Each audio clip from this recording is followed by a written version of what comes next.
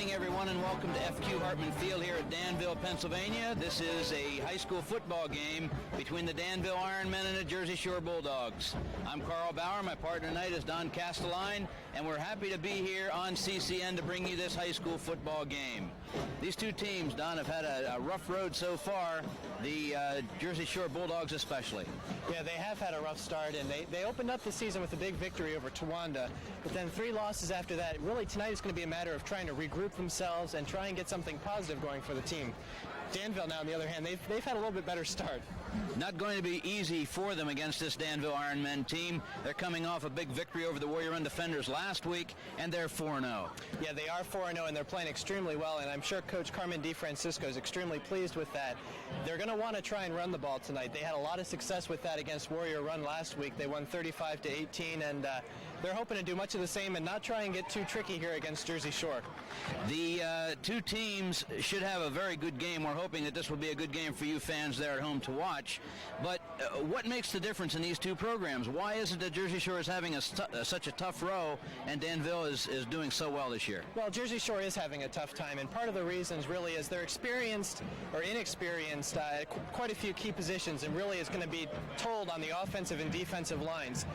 Danville, they have experienced position players. However, their offensive line and defensive line are extremely experienced, and the key for Jersey Shore is going to be trying to get those kids to learn the system and to not get pushed off the ball. It looks like on paper that it's going to be all Danville, but we play these games not because they're done on paper, but because they're played on the football field. We're very happy to be here. We're happy that you're with us. We'll be back with this football game right after these messages.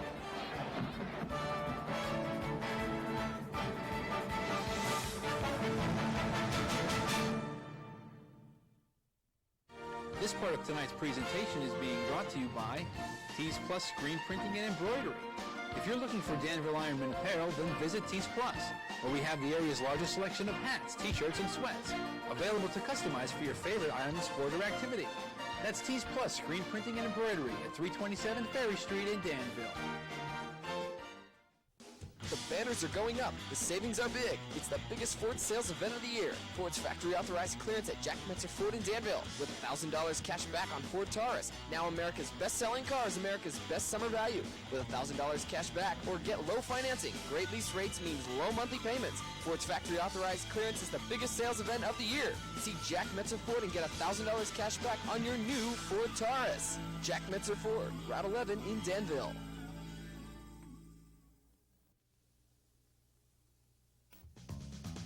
Visit Route 15 Flea Market Center in Leesburg, where you'll always receive a warm welcome. Imagine acres packed with row upon row of mini stores selling bargain-priced items.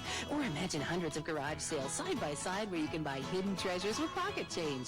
We're open every Sunday starting at 8 a.m., rain or shine, with free admission along with free parking. We're not just a flea market, we're just like a shopping mall. Route 15 Flea Market and Farmers Market, located 2 miles north of Lewisburg on Route 15. K&S Music, where the professional musicians buy. At K&S, you'll find the best selection of guitars and prices you can afford. We carry name brands, the choice of the pros, electric to acoustic. If you can't find what you want at K&S, you won't find it. But that's not all. What's a new guitar without an amp? K&S carries every size and make amplifier you could want. Nothing rinky-dink about it. See our new location, routes 487 and 61 in Paxinas. K&S Music, where professional musicians buy. Safety, quality, durability. All 3 minivans have these characteristics, and all 3 are at Spangler Motors in Milton. The 1996 Ford Windstar ranked tops in both driver and passenger safety. 1996 Mercury Villager is the highest quality minivan built in America. And the Ford Aerostar all-wheel drive extended length, durable to make it through the toughest winter. Spangler Motors, the value leader for minivans. Route 405, Milton. Welcome back, everybody. This is the FQ Hartman Memorial Field at Danville, Pennsylvania. We're here to see this football game, the CSC Class AAA battle between the Danville Ironmen and the Bulldogs from Jersey Shore. The Bulldogs certainly have their work cut out for them if they're going to win this game tonight. The Danville Ironmen are 4-0, and they're looking very, very good. Carl Bauer here with Don Castelline. Don, the The two teams are now assembled here in front of us, and it doesn't look to me as if Jersey Shore has any idea that they're going to be a blowover here. No, they're definitely coming here to play, and they no doubt have something to try and prove, because they won a big game in their first one. They've struggled, and they've notoriously struggled over the years, but they're going to try and teach this inexperienced club how to try and get out there and win. And they have to come in tonight believing to win, and their coach Dick Delaney, he realizes they're going to have a balanced attack in order to try and overcome this Danville team. And Danville, no doubt, doesn't want to overlook Jersey Shore because they have a big game next week, but you got to take them one at a time. One at a time is right. Any coach worth anything will tell you that you cannot overlook anybody, because the team you overlook is the team that's going to beat you. The captains for the Bulldogs are number 30, Adam Morton, number 22, Chris Dauber, number 43, Joe. We'll do it again, okay? Ready? Here we go. Tails. Tails it is. You won the toss. It's going to be your choice. You want to defer? Okay. Number 14, Butch Badisky, and number 78, Wade Hess. Okay, fellas, you want the ball? Yes, sir. Which goal do you want to defend? On this side. Okay, you want to go over there? Okay. Okay, we got orange receiving. Okay, fellas, shake hands. Let's have a good Ironmen will receive. The referees for tonight's game, Joe Loesch, Bob Lorson, Kevin Hastings, Mark Clark, and Willis Mann. The coin flip in the favor of the Danville Ironmen. They're going to receive. The Jersey Shore Bulldogs will kick off. The captains for the Danville Ironmen, number 52, Jeremy Patterson, number 50, Bernie Blosky, number 14, Butch Badisky, and number 78, Wade Hess. Going deep for the Danville Ironmen to receive this kickoff is number 28, Jeremy Merrill. He'll be joined back there by number 20, Carmen DiFrancesco, and number 1, Keith Geringer. The kicker for the Jersey Shore Bulldogs is number 56, Adam Thomas.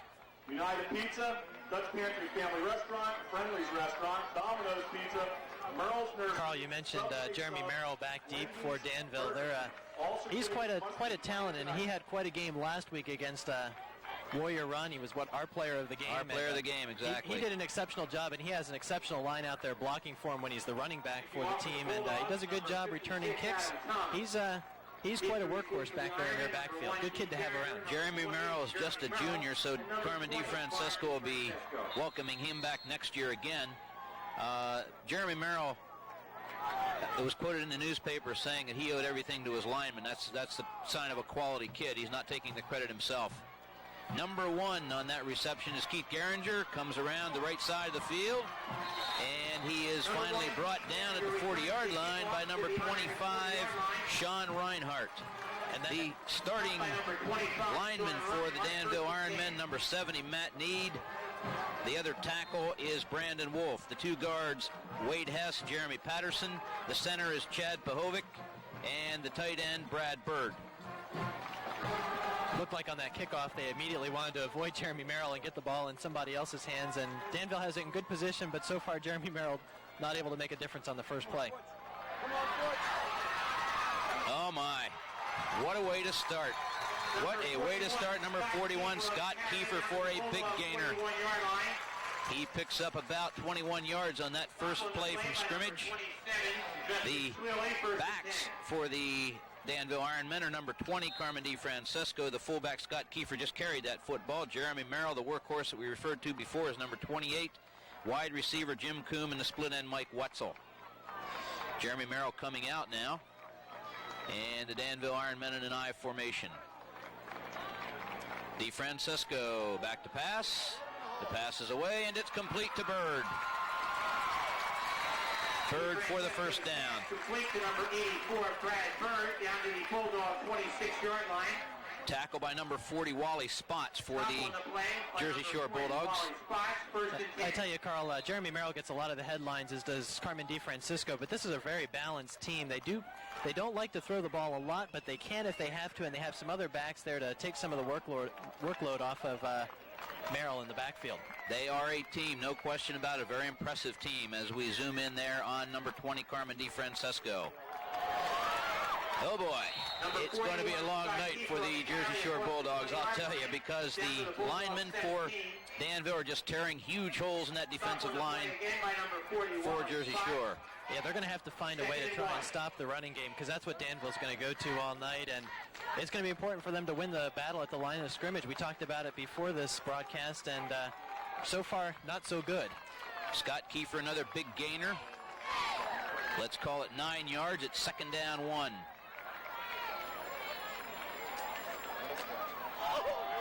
Merrill on the carry, and Merrill is going to be very, very close. He's at the 5-yard line. Merrill on the carry down to the Bulldogs 5-yard line.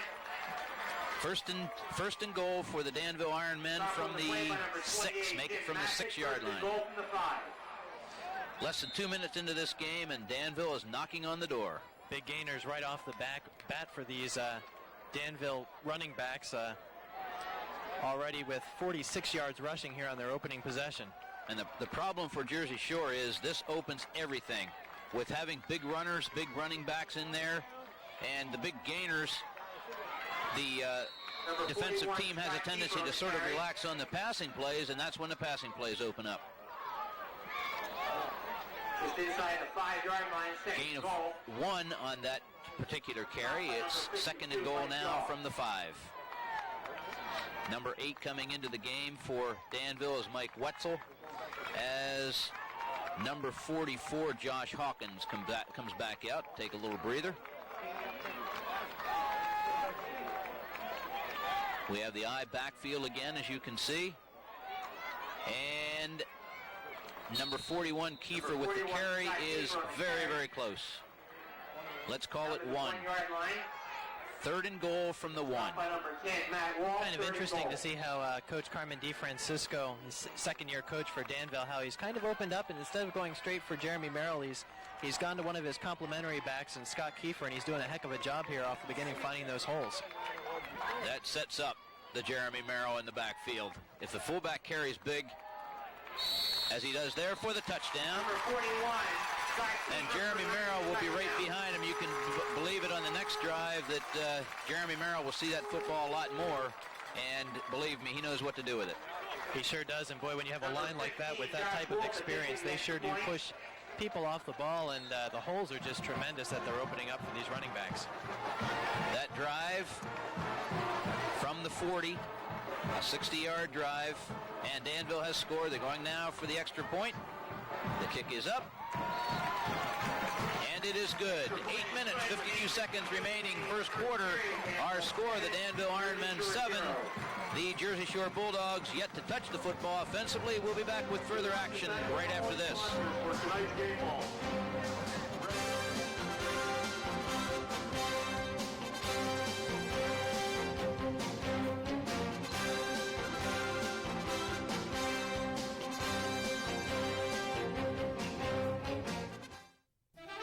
Tonight's presentation is being brought to you by Fetters Jewelers. High school is a journey of an important time in your life. Remember those years with an art-carved class ring with a lifetime guarantee from Fetters Jewelers, 65 South Front Street in Milton. CCN, your community cable network, has been proudly serving the Susquehanna Valley since 1990 while providing quality coverage of community, public, special interest, and sporting events, including football, basketball, wrestling, and soccer. And now, in 1996, the Community Cable Network is pleased to bring you the Central Susquehanna Valley's first entirely local news show. News from Danville, news from Milton, news from Watsontown, news from Lewisburg, news about you, news for you, local news that only CCN can provide. News in CCN. Right here at home. And so 3 minutes and 18 seconds into the football game, the Danville Ironmen have drawn first blood with a 60-yard drive. One pass in the drive, the rest were running plays, and the Ironmen are just chewing up the yardage. Yeah, that's exactly what they're going to do, and that's the game plan coming in today, is to go ahead and run the football. It'll be interesting to see how much they do throw the football, because I'm sure they'll want to work a little bit on the passing game, but only in a way where it's going to complement the running game. Number 15, Josh Wolf to kick off. Matt Diltz, the other tremendous kicker for Danville, has been injured in his other sport for this fall, soccer. He sprained his ankle, and he will not see action tonight. Number 15 on that return is Ron Newberry. It is 1st and 10 for the Jersey Shore Bulldogs from their own 35-yard line. The starters for Jersey Shore, the tackles, number 75, Sean Doniker, and number 54, Mark Seacrest. The guards, Ben Watts and Jim McCracken. The center is Mike Yaw. Passes away, and it is complete. That pass looked very good from number 7, Joe Farrar. Farrar's pass right on the money. And that's going to be something they're going to want to do quite a bit tonight. They're going to want to mix it up. I mean, you're going to have to see probably a 50-50 balance between the running game and the passing game, and high percentage plays is what they're going to be looking for, especially against the stingy Danville defense. The tight end for Jersey Shore is number 29, Nate Eck. He's a sophomore. Quarterback, Joe Farrar. Nice gainer. Good running play for the Jersey Shore Bulldogs. Aaron Buttinger, number 49, the fullback, carries that ball. The other backs in the backfield are number 23, Chris Warden. Adam Warden, number 30, is on the outside as a receiver, as is Chris Dauber, number 22, a junior for the Jersey Shore Bulldogs. 1st and 10 for Jersey Shore. We're in the early going here. First quarter, the Bulldogs now on their own 47-yard line. 1st and 10. Farrar back to pass. The pass is away, and it is complete. Very nice running by the Jersey Shore receiver. That's number 30, Adam Warden. And maybe what we said before was prophetic. The Jersey Shore Bulldogs are going to make a fight of it. They sure are, and boy, it's impressive to see the way they've moved the football. They had a nice run earlier on for 9 yards, and that's not something Danville's given up is quite a bit in the way of rushing yards. They've been extremely stingy, giving up under 2 yards per carry.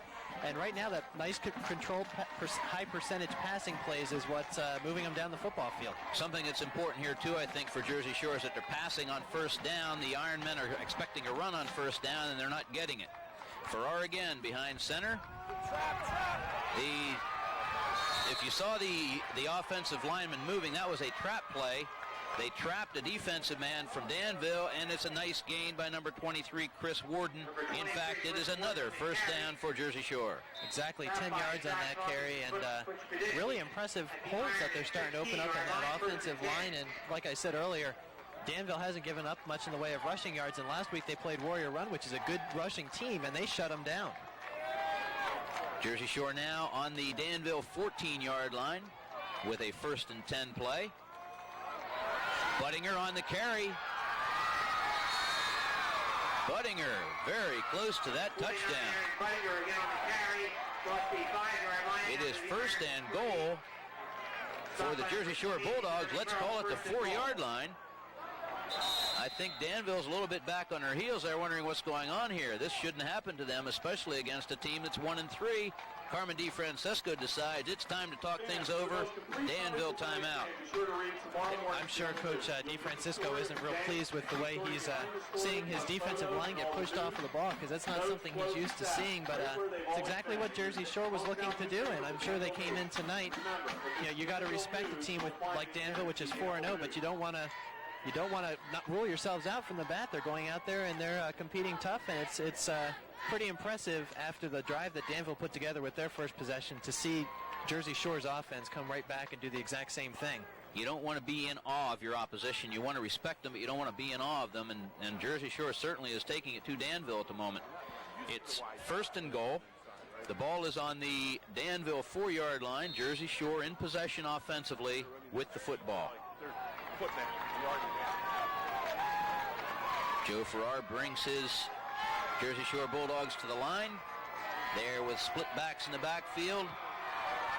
A split end and a flanker here to the left side. Oh my. That would end a very nice offensive drive very quickly, but Buttinger able to grab the football again. After his own fumble, he is stopped for no gain. 2nd and goal from the 4. And turnovers is something we haven't talked about yet, but that's often a lot of times when you get two teams which run the football as much as these two probably will tonight. You want to hang on to the football, and something that Danville historically has had problems with so far this season. Split backs again, the wide receivers to the right side. I don't know what went on that time. It looked like, oh, there's a flag on the play. I see it. Flag on the play. The Jersey Shore Bulldogs never moved. And we have white. Their quarterback was tackled before he really had a chance to get hold of that football. Well, it looks like someone moved early for the Jersey Shore line, and they're going to back him up 5 yards for it. And puts the ball at the 9-yard line, second and goal. you don't want to make turnovers when you're, or penalties when you got yourselves in a great position offensively. This definitely makes things a little bit tougher when you're on the 9-yard line as opposed to the 4-yard line. 2nd and 9 is a whole different story. You're absolutely right about that. Flanker and wide receiver right, split backs in the backfield, and it's a misdirection play, but it goes nowhere. The Danville Ironmen will have none of it. At the bottom of that pile, number 84 for Danville is Brad Bird. They didn't fool anybody with that misdirection play. And it's almost getting away from what's gotten them down here. Right. That power running up the middle has been what's done the trick, and getting a little bit fancy here because you want to try and keep the Danville defense off balance, but at the same time you don't want to go away too much from what's gotten you down to this point. When the Jersey Shore Bulldogs have only this short field to work in, that gives the precedent to Danville to do some things because they don't have to worry too much about the long passes. There's no room for a long pass. But there's a short pass, and it is incomplete. But there's a penalty flag on the play. Well, there's definitely some bumping going on down there as I believe that was Nate Eck was the receiver. I believe the defensive. I believe that was Jacob Pass interference. Orange. Yeah, it was Jacob Trevino. He was in man-to-man coverage, and he really didn't have position, and he had no other choice but really to try and grab a hold of the receiver. Otherwise, it probably would have been a wide-open touchdown. Exactly. He was trying to save that touchdown. He did what he had to do to save the touchdown, but it is a penalty. And I believe that's an automatic first down. Yes, it is. Ball is at the 6-yard line, first and goal. First and goal now from the 6 for the Jersey Shore Bulldogs. They have 4 cracks now to try to knock that ball over the end line for the touchdown. We have an I formation now for Jersey Shore. They've shown split backs most of the game thus far. I formation. The pitch is to number 23, Chris Warden. Its play is strung out very, very well by the Ironmen defense. Warden not able to get in, but he is very close now. Yeah, that was just strictly a matchup of speed, trying to get around the outside corner, and was able to pick up 3, so they've able to better their field position, but that Danville defense definitely aggressive in running them down the line. Again, Brad Bird was the player that strung that play out. He wouldn't let anybody go around him there. He kept going out, and containing the play. I backs again. No, it isn't. It's split backs, I'm sorry. And Budinger for the touchdown. Aaron Budinger, number 49, for the touchdown, and I don't believe anybody touched him. No, he really went in untouched by the Danville defense, and I'd be a little bit concerned there to see the way they're getting pushed off the ball, because you want to at least be making contact and trying to grab a hold of that runner as he's coming through the line, but really uncontested on that play. Number 11, Darrell Carey, will attempt the point after for Jersey Shore. And I tell you, it really comes back to that penalty. Penalties is something that's cost Danville quite a bit throughout the long haul. In their first 4 games, 32 penalties for 222 yards, and they've started off with a costly one tonight. Matt Wall, number 10, will set the ball down on the center snap. And the kick is blocked. The kick is no good. Our score remains the Danville Ironmen 7, the Jersey Shore Bulldogs 6, with 4 minutes, 52 seconds remaining in the first quarter. We'll be back with first quarter action after this.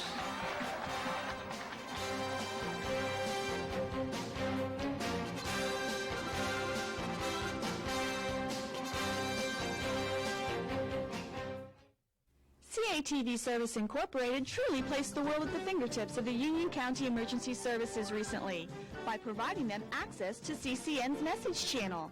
A message will be placed on the crawl on the bottom portion of CCN's Channel 8 to be used in cases deemed emergencies by the Union County Emergency Services.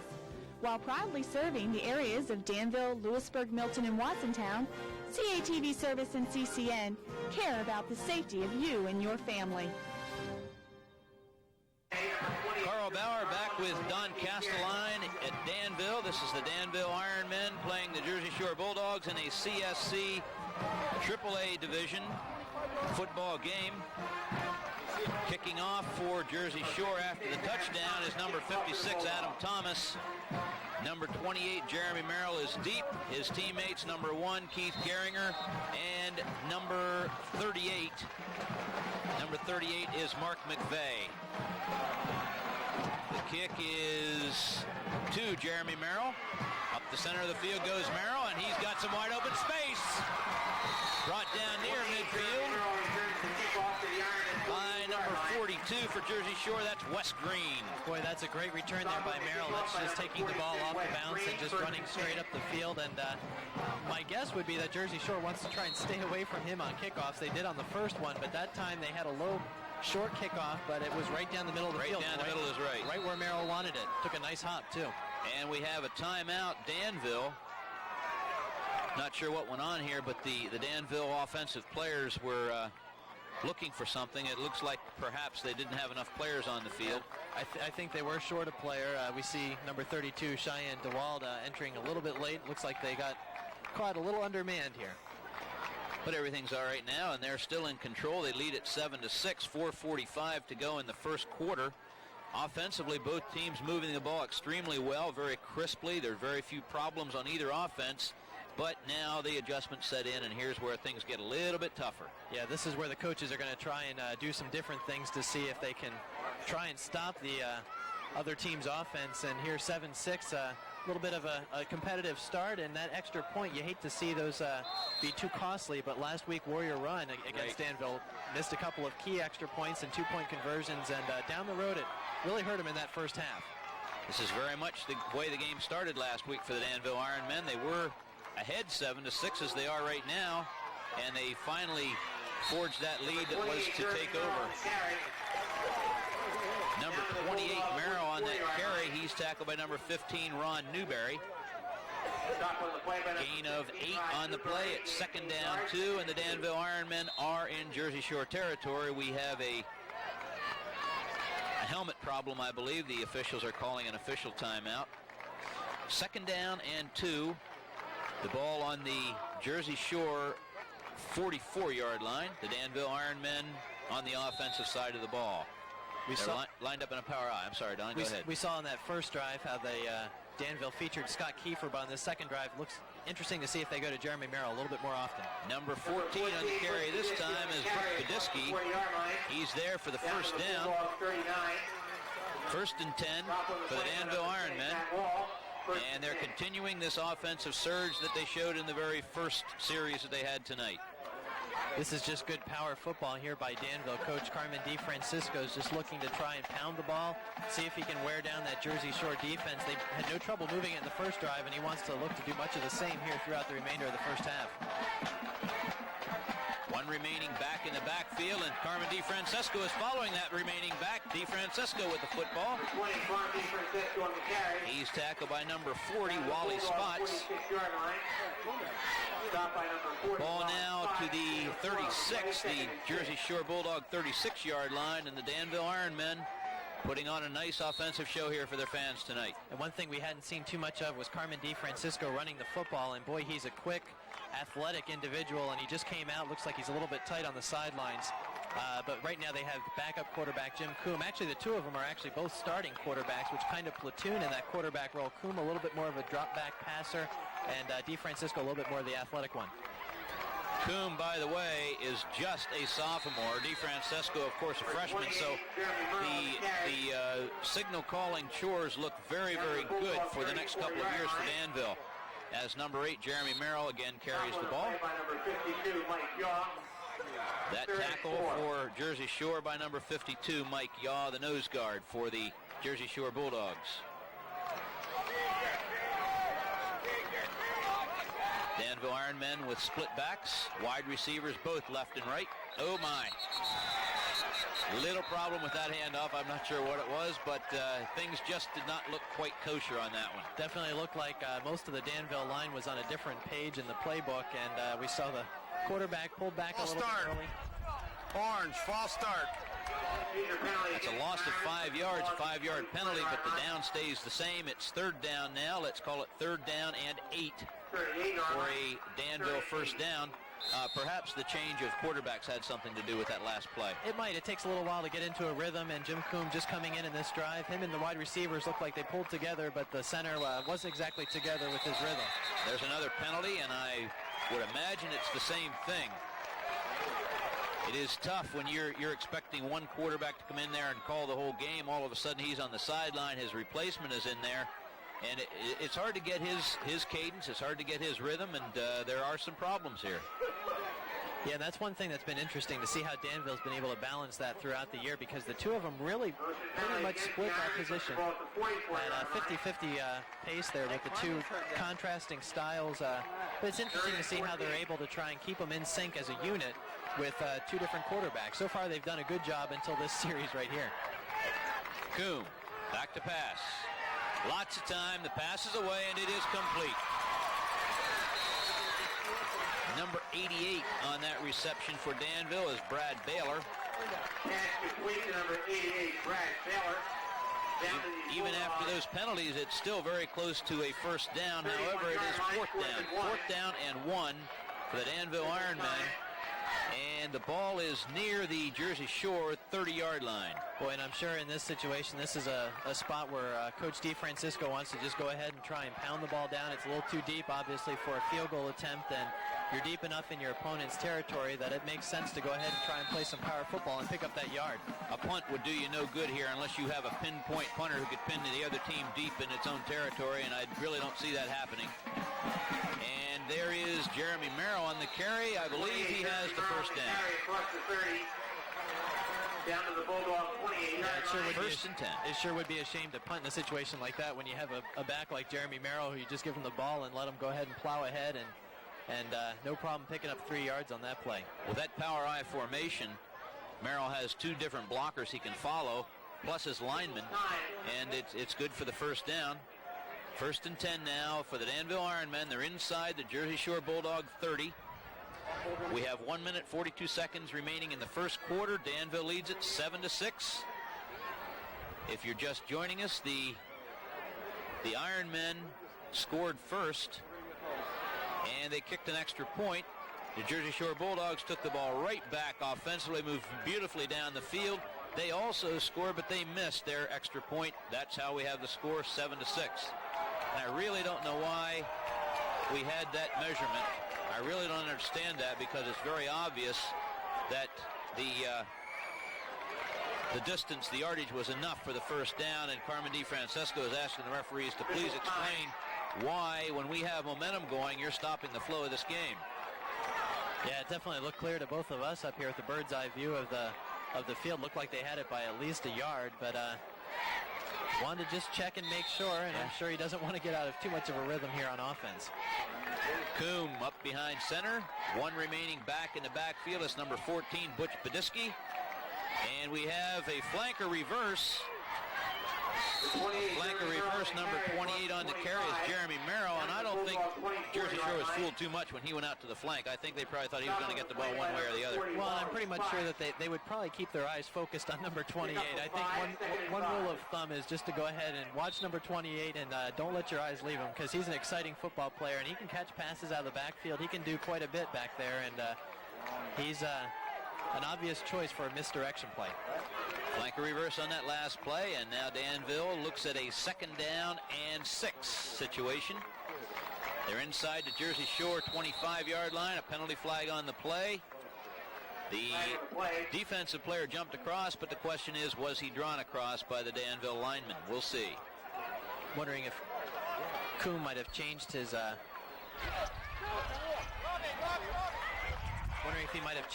cadence in that situation, because it looked like the center might have given a little bit of a neutral zone. 5 yards. That is a defensive encroachment, a 5-yard penalty. Second down now and 1 for Danville. Yeah, it looks like the center bobbed his head a little bit and caught an over-anxious Jersey Shore nose tackle there and got him off sides. Coombe back to pass. Passes away, and it is complete. pass complete to number 8, Mike Wetzel. And the Danville Ironmen are again knocking on the door. I'm impressed so far at the way that Danville's been able to open up throwing the football. We knew they could run it, but so far very solid in the passing game. A perfect 4 for 4 between DeFrancisco and Coombe, throwing for 41 yards. A good complement to that rushing attack.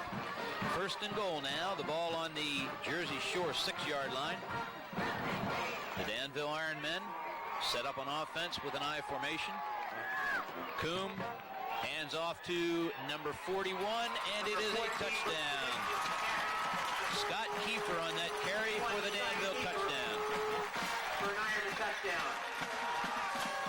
That's the second touchdown of the game for Scott Kiefer. 44 yards rushing. He was not used quite a bit in that Warrior run game last week, but he's getting quite a few calls today, already rushing the ball 6 times. 44 yards, 2 touchdowns. Not a bad start here in the first quarter. First quarter, that's terrific. Number 15, Josh Wolf, will attempt the point after. Setting the ball down on the snap will be Brad Baylor, number 88. The kick is up. And it is no good. It's wide right. Score remains the Danville Ironmen 13, the Jersey Shore Bulldogs 6. We have 9 seconds remaining in the first quarter. We'll be back right after this.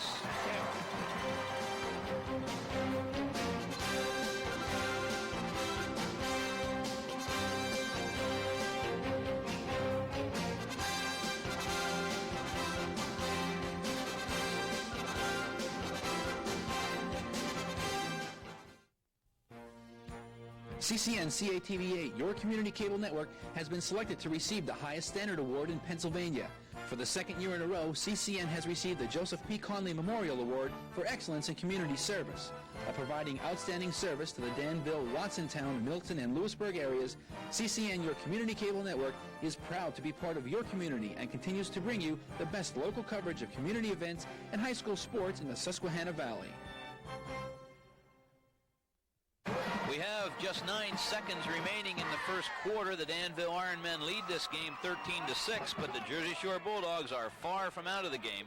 They look very, very good, precise on their first offensive possession. They marched right down the field. The mistake they made was missing the extra point, but they're still within a touchdown and extra point of tying this game because the Ironmen have missed the second extra point.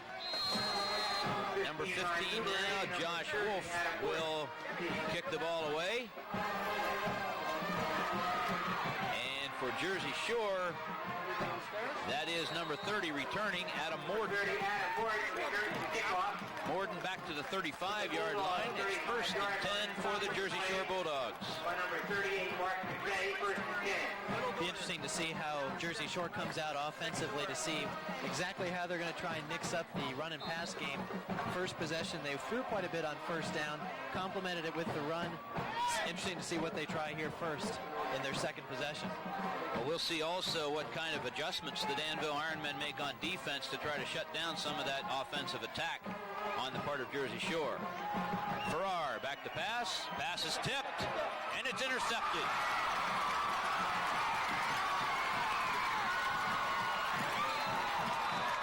Nice interception, nice return of the interception by number 23, Jake Trevino, and it's first and 10 for the Danville Ironmen. There again, knocking on the door of the goal line. Costly turnover there by Jersey Shore. They need to try and get the momentum back. Starting off to be quite a bit of a struggle here on offense, just as the two teams moving the ball at will. Not exactly the start that they wanted. As you said, the ball was deflected at the line of scrimmage, kind of making it a jump ball, and Jacob Trevino was right there waiting for the Danville Ironmen. Another interesting variation on that tipped pass. When that pass is tipped, the offensive receivers are fair game because they can be knocked down. It's in essence, as you said, a jump ball. Anybody can go with it. And the offensive receivers are fair game then for the defensive players back in that defensive backfield. That's the end of the first quarter. Our score remains the Danville Ironmen 13, the Jersey Shore Bulldogs 6. The Ironmen have the football, and they're moving in again. They're inside the Jersey Shore 20-yard line. Let's call it the 18. It's first and 10, and we'll be back with second quarter action after these messages. The winning number for tonight's game ball. This part of tonight's presentation is being brought to you by Associated Insurance Management. Our independent insurance agents representing more than one insurance company. An independent agent can offer you a wide variety of insurance products. Help you shop around for the best policy to meet your needs. So come visit us at Associated Insurance Management at 1402 Bloom Road in Danville. Hi, I'm Mindy. Welcome to Lamprinos, Route 45, Lewisburg. With this ultra-wide 55-inch TV and Dolby ProLogic surround sound system, enjoy your favorite movies and sports like never before. With the new LCD video screen camcorder, capturing those great videos is easier than ever. Or keep track of 2 programs at once with this split-screen TV. You can experience this and a whole lot more when you visit Lamprinos, Route 45, Lewisburg. At Hawkins Chevrolet GO Oldsmobile in Danville, we deliver complete customer satisfaction with every car. Chevy S10 Blazers, full-size extended cab trucks, Luminas, Cavaliers, we have them all. Geo Prisms, Geo Trackers, Oldsmobile, from the affordable Sierra to the luxurious Aurora. We have them all, plus a nice selection of used vehicles at Hawkins Chevrolet Geo Oldsmobile in Danville, where friend meets friend. At Hawkins Chevrolet Oldsmobile GO, we deliver complete customer satisfaction with each and every car. Wagner's Trophies in Bloomsburg can fill all your trophy needs. From silk screening to embroidery, Wagner's has you covered. Wagner's has awards and trophies for all occasions. And when you're there, ask about free engraving. And don't forget about Wagner's large selection of college and pro-licensed apparel and novelty items. Wagner's Trophies, 138 East Main Street, Bloomsburg, 784-6025. Special events are a specialty at the Watson Inn in downtown Watsontown. Weddings, reunions, banquets, grand openings, business meetings, or picnics. The Watson Inn will help make it a day to remember. The Watson Inn has both on-premises and off-premises catering. Try the Crescent Room with seating up to 90 people or the Moon Room for larger affairs. Plus, the Emerald Room and East Nook are perfect for smaller get-togethers. Don't forget to make your reservations now for your Christmas party. The Watson Inn, a special place to hold your special moments. Call for reservations today. As we begin the second quarter action, I'm looking down on the sideline and I see that Carmen DeFrancesco, the quarterback, not the coach, has an ice pack on his shoulder. He was apparently injured on that run that he had earlier in this first quarter, if you remember. And it would look to me that he has seen his night's action. I don't think he'll be back unless his team gets in some serious trouble. He is only a freshman and nobody wants to see him hurt to jeopardize anything in his career. So I would think he is through for the evening. Besides, Jim Coombe is a more than adequate replacement for him. Oh, he certainly is. They definitely complement each other quite well. Another reverse play. Jeremy Merrill with the football. And Jeremy Merrill, oh my. Number 20, Jeremy Merrill. One player will not let him by. He is number 15. That's Ron Newberry. He saved the touchdown. He grabbed Jeremy Merrill's jersey and just would not let him go. But it's first and goal for the Danville Ironmen from the Jersey Shore 4-yard line. And it looks like Coach DeFrancesco is going to try and keep that Jersey Shore defense off balance there, trying to mix things up a little bit, and boy, the holes are looking pretty big. We have a timeout on the part of the Jersey Shore Bulldogs. Merrill was set out on the flank again, and he came with that flanker reverse. That's the second time he has run it for good yardage. This time, he was very, very close to the touchdown. And you mentioned earlier about Carmen DeFrancesco, the young freshman quarterback being taken out of the game. Like you said, I'm sure they don't want to take any chances with him, but you know, at the onset of the season, Carmen's father, who is also the coach of this Danville team, Carmen DeFrancesco, didn't want to lose either one of these kids for a variety of reasons, one of which is he loves to use both of them in the same game because they complement each other so well. And you can see him there on the sidelines with his jersey off, and you know, like you said, he's not probably going to be playing at least in this first half, probably not in the rest of this football game. But the two of them, they complement each other so well. Carmen DeFrancesco is a great athletic quarterback. You can bring him in to do a variety of things. Can throw the football. Doesn't have as strong an arm as Jim Coombe, but he loves to run the football. Jim Coombe, a great drop-back passer. We're back to action here with split backs in the backfield, and there's Jeremy Merrill. Nice defensive charge. Number 40 for the Jersey Shore Bulldogs, Wally Spott, shoots the gap and comes in there and nails Jeremy Merrill before he can go anywhere. There's the loss on the play.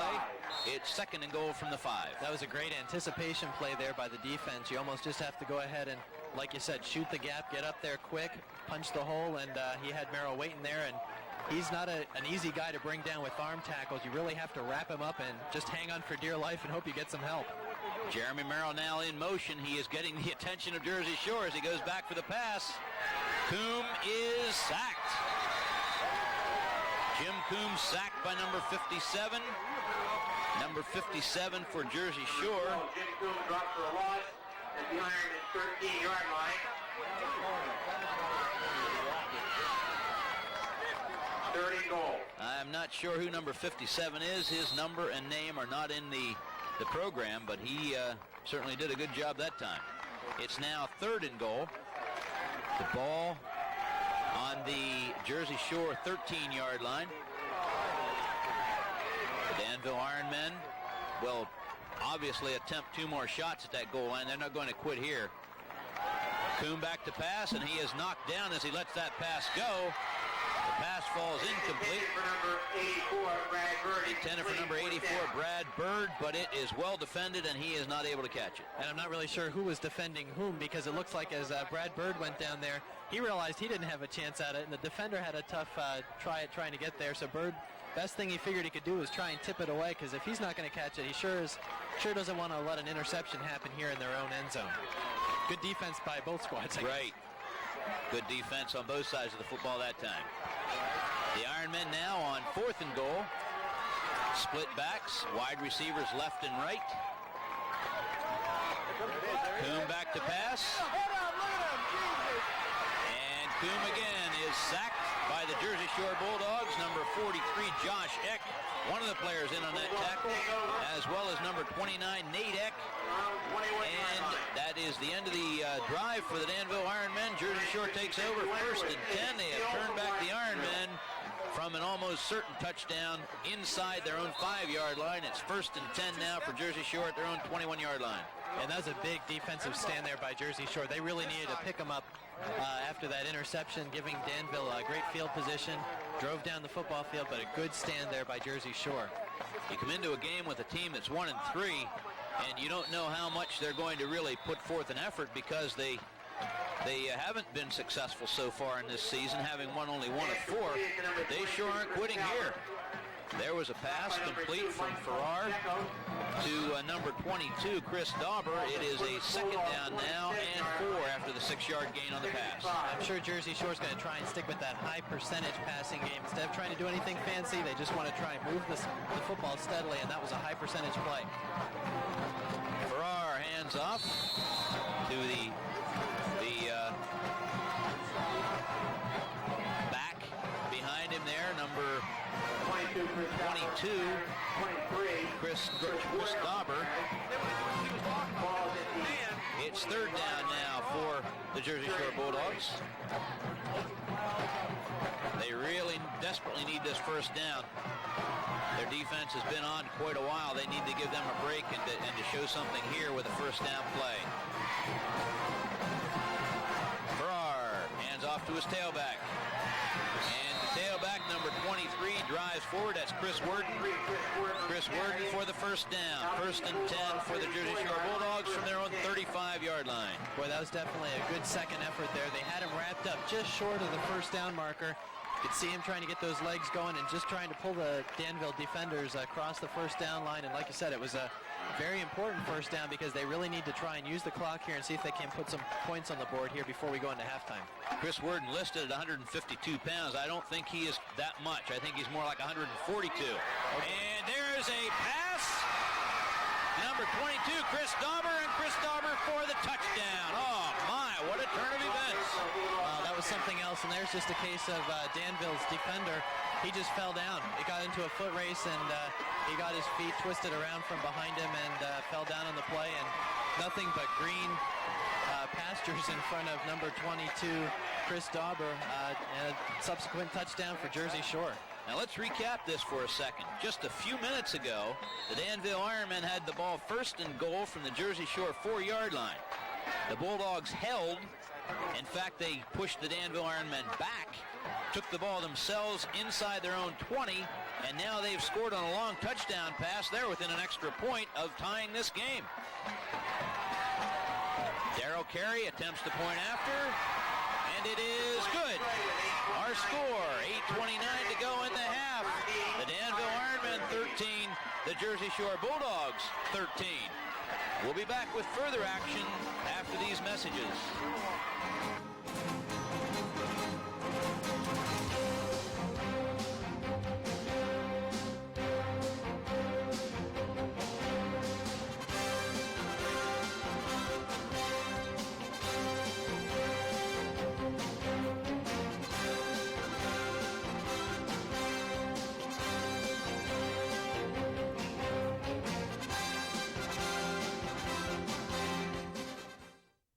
CCN, your community cable network, has been proudly serving the Susquehanna Valley since 1990 while providing quality coverage of community, public, special interest, and sporting events, including football, basketball, wrestling, and soccer. And now, in 1996, the Community Cable Network is pleased to bring you the Central Susquehanna Valley's first entirely local news show. News from Danville, news from Milton, news from Watsontown, news from Lewisburg, news about you, news for you, local news that only CCN can provide. News in CCN, right here at home. Going deep to accept this kickoff for the Danville Ironmen after the long touchdown pass. Joe Farrar to number 22, Chris Dauber, is number 28 for Danville. That's Jeremy Merrill. Number 1 also, Keith Geringer. And number 38 for Danville is Mark McVeigh. Kicking off for Jersey Shore, number 56, Adam Thomas. Wait a minute, we have another kicker. That's Darrell Carey kicking off. Definitely seems like we're playing musical kickers out there. You never quite know who's going to be kicking off. But yeah, it's definitely important for Jersey Shore to try and get some points on the board, and they're really probably surprising quite a bit. Definitely this Danville crowd and probably the Danville team tying this game up at 13, and a couple of key missed extra points so far already tonight. One on part of both teams. Jeremy Merrill takes the football. He's got lots of room in front of him. Good return up to the 47-yard line, tackled by number 23, Chris Worden.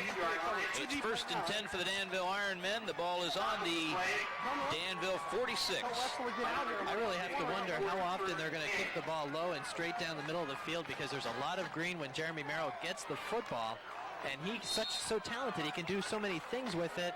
You think he'd be better off just pooching the ball right down to one of those up men, and hopefully, for Jersey Shore to keep Danville further back in their own end. Jim Coombe to Jeremy Merrill. Merrill doesn't go very far that time. He is tackled by number 40. Number 40 is Wally Spots, and Wally Spots is having himself a good defensive game so far. Yeah, Jersey Shore really has stepped up there and tried to stop the run, which they weren't able to do in the first couple of Danville possessions. But right now they're doing a good job of trying to isolate on those Danville backs and just get up there and stop them. Split backs. The second back through the hole has the football. That's number 41, Scott Kiefer. He is near midfield.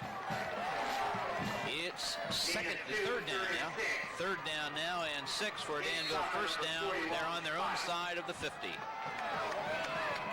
There you see a good shot of the last ball carrier, Scott Kiefer, as he comes off to get a break. High backs now in the backfield for the Danville Ironmen. They line up behind number 12, Jim Coombe. Coombe back to pass. I'll tell you one thing. These Jersey Shore Bulldogs are not being fooled by the play action. They're coming right after the quarterback, Jim Coombe, and they're going after him with a vengeance. They're coming back guns a-blazing because, boy, let me tell you, someone missed a block there because they aren't really being fooled, like you said, by that play action pass, and he's just a sitting duck back there, nowhere really to go, and Coombe not quite with the same athletic ability as his other quarterback back there, Carmen DeFrancisco, might be able to run out of those situations, but Coombe a little bit more, he's a good athlete himself, but he's a little bit more of a sitting target. Adam Morden, number 30, goes deep to accept the punt, and Coombe has a nice punt. Morden fumbles it a little bit, and he is tackled at his own 15-yard line. Number 25 on that tackle for Danville is Sean Reinhardt. It's 1st and 10 for Jersey Shore. Again, they find themselves very deep in their own territory at the 17-yard line. Yeah, they definitely have lost the battle of field position so far tonight. Really starting deep in their own end, whereas Danville's been able to have the ball up at the 40, 50-yard line to start most of their possessions. Definitely a lot easier when you have, starting off in the middle of the football field. But then if you recall, Joe Farrar didn't worry about the deep field position before. He just hauled back and threw a nice touchdown pass. We'll see what happens this offensive possession. The running play is for very little gain. Number 49, Buttinger. Aaron Buttinger on that carry, tackled by Blosky for Danville. He just ran into a sea of orange right up there. It's not real easy to run the football when your offensive line isn't getting a good surge and they're not pushing back the Danville defensive line at this point in the game. And it could be that experience that we talked about in the beginning of this telecast. The Danville Ironmen have that experience. The Jersey Shore Bulldogs, a young unit.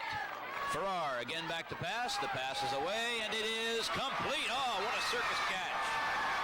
Number 22. Oh, and he's hurt.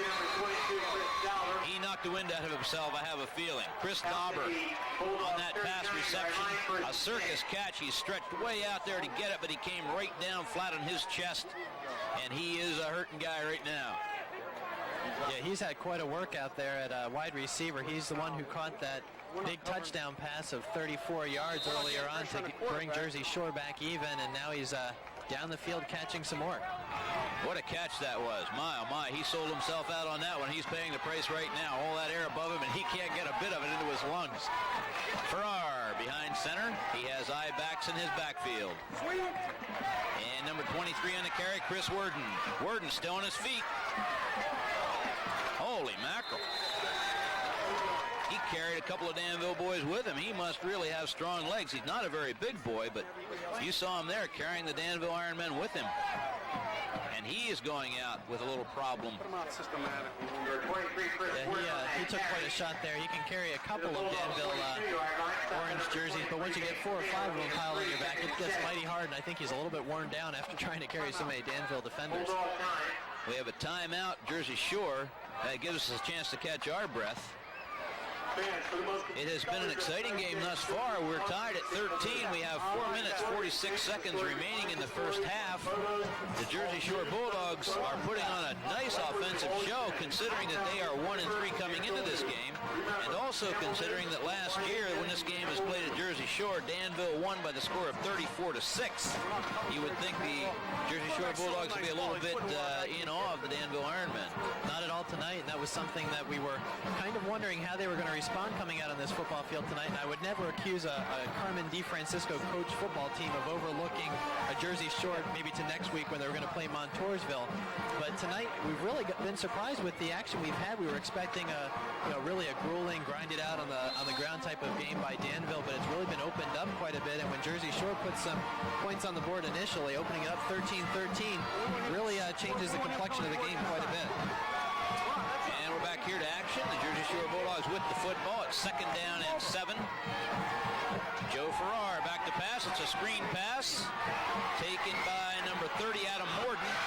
Morden brought down finally by number 12, Jim Coombe. Not before he gets across the midfield stripe.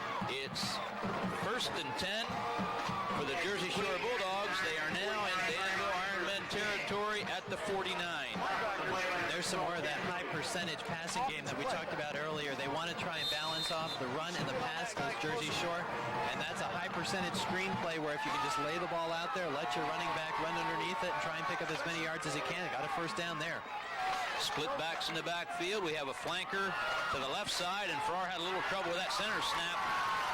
That play never really had a chance because of the bad center snap, and number 78, Wade Hess, knocks Farrar to the ground. It is 2nd down. Let's make it 2nd and 17 for a Jersey Shore 1st down. Yeah, we've seen quite a few sacks already from the Jersey Shore defense. 3 sacks already on Jim Coombe, the Danville quarterback, and now Danville's defense trying to get in there and do much of the same on defense, trying to put some pressure on him because you don't want him to stand back there and have too much time to throw the football. Much better to get in there, try and rattle him, and make him turn the ball over. Farrar back to pass. The pass is away, and it is incomplete. Number 22 that time, Chris Dauber, not able to handle that particular pass. He tried again to make another circus catch on his fingertips, not able to haul that one in. It is now third down, 3rd and 17 for the Jersey Shore Bulldogs. Have to get out a little extra Clorox to wash his jersey by the end of this night, because he is, like you said earlier, really is laying out there and sacrificing his body, trying to bring in some of these tough passes, and really an inspiring performance out there tonight as he's been able to really electrify his team on a couple of occasions, making some really good circus catches. Dauber's listed 156 pounds. I don't think he's close to it. Oh, my! Buttinger! Sean Buttinger. Make that Aaron Buttinger, number 49, on a breakaway. 49 Aaron Buttinger on the carry. And he is now deep in Danville Ironmen territory at the 24-yard line. It's 1st and 10 for Jersey Shore. Definitely a big pickup there by Buttinger, and boy, the hole was big, and I don't think Danville was looking for the run for some reason. On first down, Jersey Shore is getting in the habit of throwing the football in there. Absolutely. I think they just completely fooled them with the run, and boy, there was a lot of green open space for him to run down. Sean Buttinger, the fullback, on a nice gain, and he has the football again. Buttinger again on the carry down to the Ironmen 20. Gain of 5 on the play. Looks like a quick dog. Buttinger Stop by number 44. for a 5-yard gain. It's 2nd down and 5. The ball inside the 20. 62 yards already in the game for Buttinger, and Danville's only allowed 265 yards in 4 games to this point in rushing, under 2 yards a carry, and in 6 carries tonight Buttinger averaging over 10 yards a carry, so it's really uncommon. I'm sure Danville not used to having an opponent's opposition running the football this successfully against them. Again, Farrar takes the snap, and there's a fumble on the play. Danville has recovered it. Fumble on the play. Danville Ironmen have recovered it. Number 41, I believe, on that fumble recovery, Scott Kiefer. Is that who you saw? That's who I saw, and it's a costly point in the field to try and turn the football over just as you're getting in, trying to get some momentum, possibly even looking to take the lead by the half, and to turn it over there is a little bit heartbreaking on offense, but at least they're on the Danville side of the football Exactly. field, which is going to make it a little bit tough for Danville to try and get some momentum and move the football. Exactly. That's a very good point. Danville now split backs, wide receiver to the right side. And the ball carrier that time, number 41, Scott Kiefer. Out to the 19-yard line. He's tackled by number 40, Wally Spots. 1 minute, 55 seconds remaining in the first half. You can see that we're tied at 13. We're at the FQ Hartman Field here in Danville. This is a CSC Class AAA football game between the Danville Ironmen, the Jersey Shore Bulldogs. It has been a very exciting game to this point, and I'm sure it's going to continue that way. Number 41, Scott Kiefer on the carry. Tackled by number 10, Matt Wall. I agree. Looks like they're getting a little bit conservative here. I think Coach Carmen DeFrancisco doesn't want to make any big mistakes on the passing game, doesn't want to see some of those sacks he saw earlier against quarterback Jim Coombe. No interceptions. He doesn't want to see any of that happen on his side of the field with only a minute and 15 to go. I think he'd rather run the ball 3 times and punt if he has to and get out of here with a tie at the half. That's the thing. To go in at halftime tied is much better than giving up a big play at the end of the first half. We saw that last week. Danville scored with no time left on the clock at the end of the first half, and that really was a decisive factor. Jim Coombe carrying the football. He really had nowhere to go with it. He was trying to pass. He is finally brought down by number 43 for Jersey Shore, Josh Eck. Boy, it looked like he had a lot of open room to try and run. If Chad Pahowick, number 66, a big offensive lineman, he was trying to find a block, but instead he found the quarterback found his back and ran right into him and possibly cost him a first down there. It is 4th down for Danville, and Jersey Shore finally takes a timeout. I don't really know what they were waiting for. They let a lot of precious time tick away.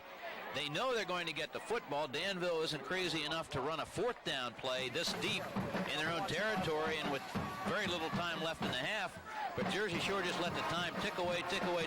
Finally, with 28 seconds to go, they call the timeout. Yeah, it is a little surprising they let that much time go off the clock because there's still plenty of time, even with 28 seconds, depending on how the punt comes off. You can still end up with the football at midfield, and we've already seen them with one big touchdown pass of 34 yards, and it wouldn't be too much to try and get the ball down the field and with a good punt return and to try and set themselves up for a potential shot at the end zone or possibly a field goal here before the half runs to a close. It's 4th down and 2. The Danville Ironmen have the football. We have 28 seconds remaining. First half, we're tied at 13. I think very surprisingly tied at 13. I thought Danville would have a big lead by this point. Yeah, we really thought they were going to control the line of scrimmage and just run the ball at will, but that's not been the case tonight. Jersey Shore has 2 deep backs to take this punt from Jim Coombe. Oh, nice punt. Wow. And it gets a Danville roll besides, taken by number 15, Ron Newberry. Newberry around the left side, and he is going nowhere. Well, it didn't really matter now how much time they would have let go off the clock because with a punt like that, it really doesn't matter starting that deep in your end of the field. Jersey Shore is going to try and do anything cute here at the end of the first half. Number 14, Butch Podisky on the tackle. But you know what? If I were Jersey Shore, I would send Farrar back with a pass and just let them fire it up. Well, they may go ahead and give it a shot. My guess would be that they'll go ahead and just kneel it down, but they might want to try and make something happen here against Danville. Well, I tell you, sometimes the punters don't get enough credit, but that was a really big punt there for Danville. Beautiful punt by Jim Coombe, as a matter of fact, number 12. And Farrar is in shotgun formation. That pass is away, and it is complete. The pass complete to number 30 for Jersey Shore, Adam Morden. We have 3 seconds remaining. Now, I'll tell you, if you could see it out of the corner of the screen, Joe Farrar took a tremendous shot after he passed that ball away. He was really nailed to the ground by the Danville Ironmen. He popped right up again after that nice pass completion, and it is 1st and 10 now for the Jersey Shore Bulldogs. They are on their own 31-yard line.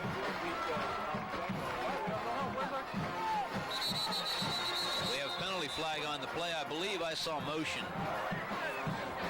Yeah, it looks like this one's going to be marched off against Jersey Shore, perhaps trying to catch. Ball start on White.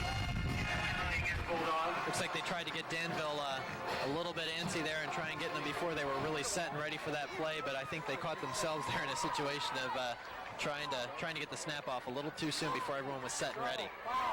Barring a penalty now, this should be the last play of the first half. Joe Farrar in shotgun formation. He's protected by number 10, Matt Wall. He has wide receivers, 2 to each side. That snap not particularly good, and Farrar is in trouble, but yep, he's going to go down. Number 41, Scott Kiefer on that tackle, and that's the end of the first half. Our score, the Danville Ironmen 13, the Jersey Shore Bulldogs 13. We have plenty of football activity ahead of us. You stay right there, you stay with us, and we'll be right back.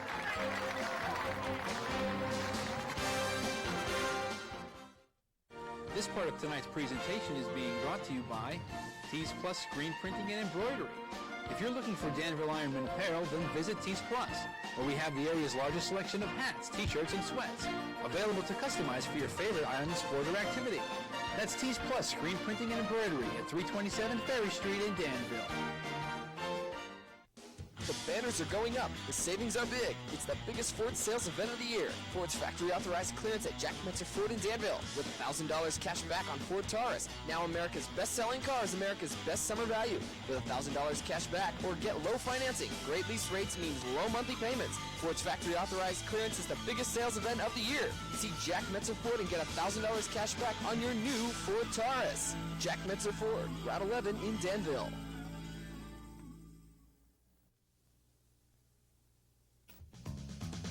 Visit Route 15 Flea Market Center in Leesburg, where you'll always receive a warm welcome. Imagine acres packed with row upon row of mini stores selling bargain-priced items. Or imagine hundreds of garage sales side by side where you can buy hidden treasures with pocket change. We're open every Sunday starting at 8 a.m., rain or shine, with free admission along with free parking. We're not just a flea market, we're just like a shopping mall. Route 15 Flea Market and Farmers Market, located 2 miles north of Lewisburg on Route 15. K&S Music, where the professional musicians buy. At K&S, you'll find the best selection of guitars and prices you can afford. We carry name brands, the choice of the pros, electric to acoustic. If you can't find what you want at K&S, you won't find it. But that's not all. What's a new guitar without an amp? K&S carries every size and make amplifier you could want. Nothing rinky-dink about it. See our new location, routes 487 and 61 in Paxinas. K&S Music, where professional musicians buy. Safety, quality, durability. All 3 minivans have these characteristics, and all 3 are at Spangler Motors in Milton. The 1996 Ford Windstar ranked tops in both driver and passenger safety. 1996 Mercury Villager is the highest quality minivan built in America. And the Ford Aerostar all-wheel drive extended length, durable to make it through the toughest winter. Spangler Motors, the value leader for minivans. Route 405, Milton. We are preparing for the second half kickoff. This is CCN, and we're very happy that you're with us here tonight. This is the Danville Ironmen playing at the FQ Hartman Field against the Jersey Shore Bulldogs, and we are tied at halftime, very surprisingly, at 13 each. This part of tonight's game is brought to you by the Sun Area Career and Technology Center. Learn career skills and technical knowledge and gain experience employers expect. The Sun Area Career and Technology Center. Here we have the first half statistics. Don Castelline. And it's surprising here how Jersey Shore is kind of dominating in the statistical category. In first downs, Danville with 7, Jersey Shore with 9. Rushing the football fairly even, Danville 74, Jersey Shore with 73 rushing yards. Passing the football, Danville completed 3 out of 4 passes. Over on the Jersey Shore side, they've been throwing the football a little bit more, 7 completions out of 9 attempts. There was 1 interception there. Passing yards for Danville, 41. Jersey Shore been very successful with 115 passing yards, taking us to total yardage. Danville 115, a surprising 188 total yardage for Jersey Shore. A couple of big plays in there, leading them to that 188 yards in total offense. Penalties, 3 penalties for 15 yards for Danville, 2 penalties for 10 yards for Jersey Shore. No turnovers for the Danville Ironmen, 2 turnovers on the Jersey Shore side of it, a couple of them costly ones. 1 fumble that Danville did not turn the ball over, and 2 fumbles for Jersey Shore, one of which was lost. So Jersey Shore surprisingly doing quite well in the statistical categories, and were it not for that interception that Danville was able to muster, running it back 23 yards and setting themselves up in great field position, it could be quite even a different story than the tie ball game we have now. The captains set to meet in the middle of the field. Number 30, Adam Morden. Number 22, Chris Dauber. And number 43, Josh Eck for Jersey Shore. And for the Danville Ironmen, number 52, Jeremy Patterson. Number 50, Bernie Blosky. 14, Butch Badisky. And number 78, Wade Hess. You see them there on the screen. The Jersey Shore Bulldogs. Now, let me put this into the right context.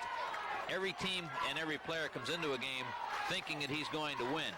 But the Jersey Shore Bulldogs have got to be pretty darn happy with the way things have gone so far. I'm sure they looked at Danville, they thought, oh boy, 4-0, they beat us last year 34-6. We're going to have a really tough time down there. Let's stop on the whistle, let's keep it clean, and let's hustle, okay? You won the toss, White, first half. You want the ball. Which goal do you want to defend?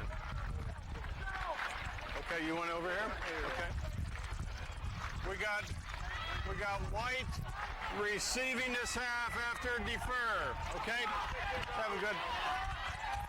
Again, the referees for tonight's game, Joe Loesch, Bob Lorson, Kevin Hastings, Mark Clark, and Willis Mann. And the Danville Ironmen will kick off. The Jersey Shore Bulldogs will be able to start with the football on the offensive side. And And it's going to be a very exciting second half, I'm sure, as exciting as it was in the first half. And I think you hit the nail on the head, Carl, with the fact that Jersey Shore, no doubt, extremely happy, 13-13 in this game at the half, and last week they were blown out by Montoursville 40-12. That's who Danville has waiting in the wings for next week, but they've got a tough half of football ahead of them. They're really didn't get into their game plan, I think, dominating with the rushing attack like they really wanted to, but Jersey Shore, you got to give credit to Dick Delaney, came out, the head coach for Jersey Shore, was able to do things exactly the way he wanted with a nice balanced attack. Number 12, Jim Coombe on that kickoff. It's taken by number 30 for Jersey Shore. That's Adam Morden. Tackle by number 8 for Danville, Mike Wetzel. And Jersey Shore will take over the football, 1st and 10 from their own 32-yard line. And I think it's going to be important to see how Danville responds with Carmen DeFrancisco, the freshman quarterback, was knocked out of action in the first half, in the first quarter of this game. It looked like a strained shoulder. He had some ice on it, and he doesn't look like he's going to return. But it'll be interesting to see how he comes out, how the team comes out and responds without his presence on the football field. Joe Farrar hands off to number 49. Number 49 for the Jersey Shore Bulldogs is Aaron Buttinger. There is a gain of 1 at 2nd down and 9. And Buttinger's been a big factor in this Jersey Shore offense. That's his 7th rush of the game, 58 yards. So they've been able to move the Danville defensive line fairly successfully, mixing in the rushing game fairly well so far. Buttinger is 5'11", 205 pounds. He's the battering ram. The other running backs for Jersey Shore are really small guys.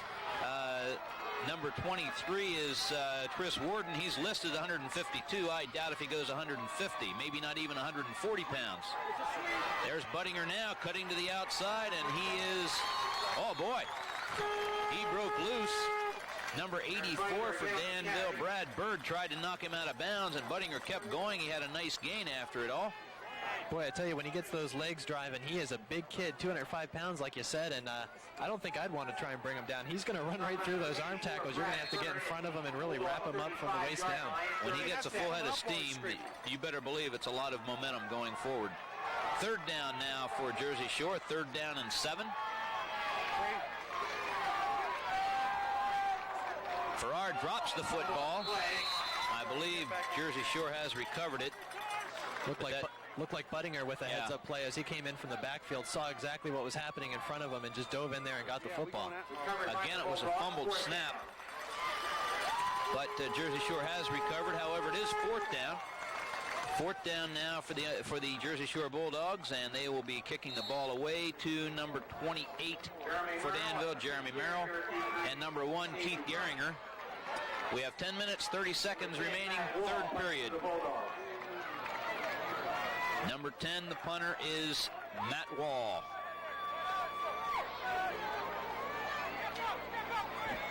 Matt Wall gets off a good punt, driving Merrill back. A little razzle-dazzle, but it doesn't work. Merrill knocked to the ground by number 54, Mark Seacrest. And the Danville Ironmen will put the ball in play, 1st and 10. They're on their own 28-yard line. I tell you, that looked like a lot of unintentional razzle-dazzle there. It looked like Gehringer wanted to go over there and try and throw a block for Merrill, and looks like the two were going to bump into each other. Merrill figured, well, might as well try and fake a handoff since we're standing here, but Jersey Shore not fooled by any of that. I formation for Danville, splits left and right. Jeremy Merrill with the football. Now there's the Jeremy Merrill of last week. 28, Jeremy Merrill on the carry. He is finally brought down by number 34, Clint Straub. We're going to have a measurement here, I do believe. The referees are taking a little time for the measurement. Yeah, Jeremy Merrill definitely has been the workhorse for this Danville rushing attack so far in his first 4 games. 60 rushes, 386 yards, and 3 touchdowns. And tonight, splitting the duty a little bit with Scott Kiefer, but he has 9 rushes for 53 yards, and he's been just starting to pound the football. Merrill a little bit short. It's 2nd down, less than, well, 2nd down in inches, let's call it that way. Second down and inches for a Danville first down. Here would be a time to fake the run inside and try a long pass outside. We'll see what happens. Well, you definitely have a down to go ahead and try and do something like that. You don't want to try something like that on third down, but when you have an extra down in there on second down, it might be worth a crack. Right. Or we could try a quarterback sneak. Yep. Oh, the up back. Nice call. Very nice play call. Number 41, Scott Kiefer on that carry for the first down. He's over the Danville 45-yard line. It's 1st and 10 for the Ironmen. 4 minutes, 40 seconds remain. Third period, we're tied at 13. That's why they let DeFrancisco call the shots and let you and I sit up here in the broadcast booth, because that was a smart play, good high percentage, and I think he wants to just come out and establish the running game and try and get the offense going and put some points on the board without doing anything too fancy. Just controlling the football would be a very good thing at this juncture for the Danville Ironmen. Number 14 on that carry is Butch Badisky.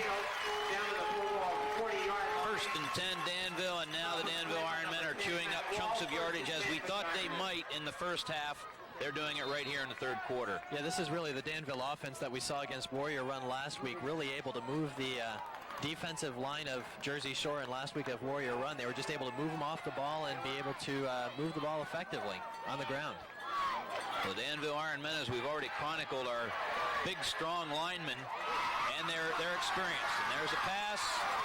That pass to number 88, Brad Baylor, and Danville has knocked off another first down. 1st and 10, Ironmen. Boy, and that was a really good play call there by Carmen DeFrancisco. It was really kind of a hidden, disguising type of play with Brad Baylor just kind of sneaking in behind the line. None of the defenders really were able to pick him up, and suddenly you have a wide open field with a quick receiver and 20 yards subsequently is the gain. Center screen, good for 20 yards. It's 1st and 10 Danville. Coombe, hands off. Oh, my. Oh, boy, you talk about razzle-dazzle. And there's the pass. It's away, but a defensive player is right there, and the pass is incomplete. Number 34, Clint Straub, knocks off that pass intended for number 8, Mike Wetzel. Good defensive play. And Jim Coombe really got lucky that that one wasn't picked off, because it was an interesting idea, and Coach DeFrancisco has been known to mix it up and throw in a little bit of a razzle-dazzle from time to time, but really fortunate there that one wasn't picked off, because it looked like none of the Jersey Shore defenders seemed to pull off, and there was really triple coverage down there in the end zone. Two handoffs and a pitch on that play, plus a pass, all for naught. No gain, and we're back to the running attack that Danville is so good at. Jeremy Merrill on the carry. His legs knocked out from under him by number 10, Matt Wall. The carry tripped up by number 10, Matt Wall. Ball is at the Bulldog 15-yard line. It's now at the ball is now at the Jersey Shore 15, directly on the 15. It's 3rd down and 1 for the Danville Ironmen.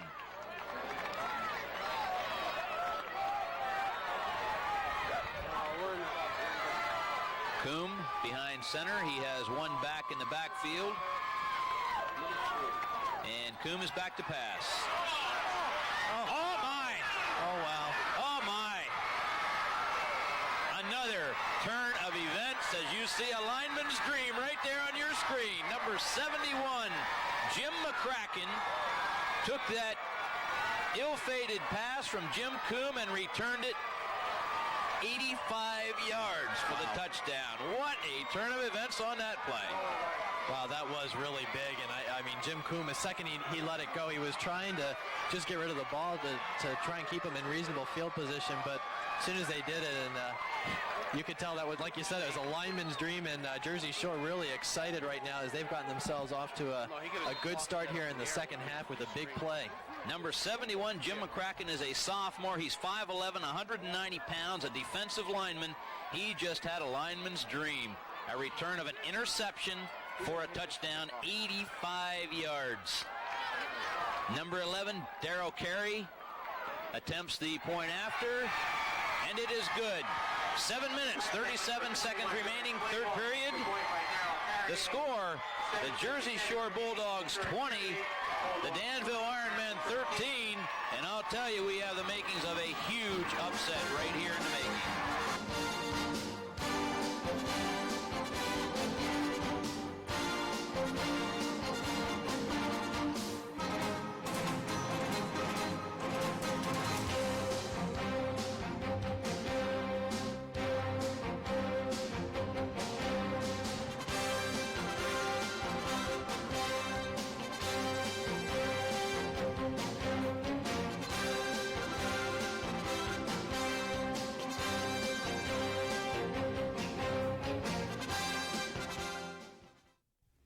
CATV Service Incorporated truly placed the world at the fingertips of the Union County Emergency Services recently by providing them access to CCN's message channel.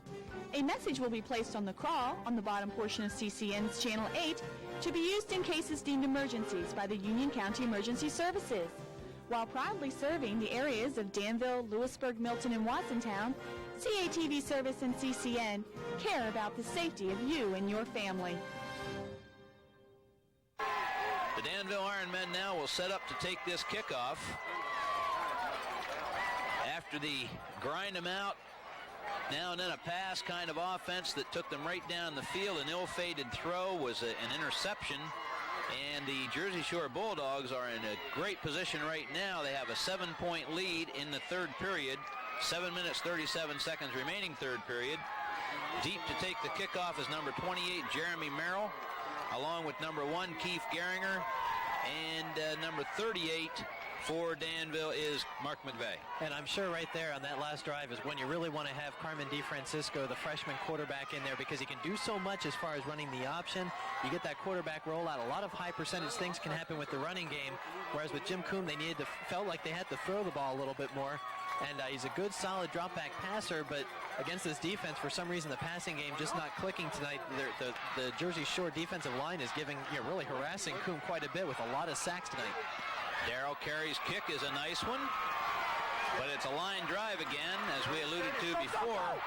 Jeremy Merrill still on his feet, knocked down by number 42. That's Wes Green, along with 34, Clint Straub. And the Danville Ironmen will put the ball in play, 1st and 10, inside their own 40 at the 39. And Carl, we're definitely far from any type of panic time because we have quite a bit of time left to go here in the third quarter. But at the same time, Danville needs to really get things moving.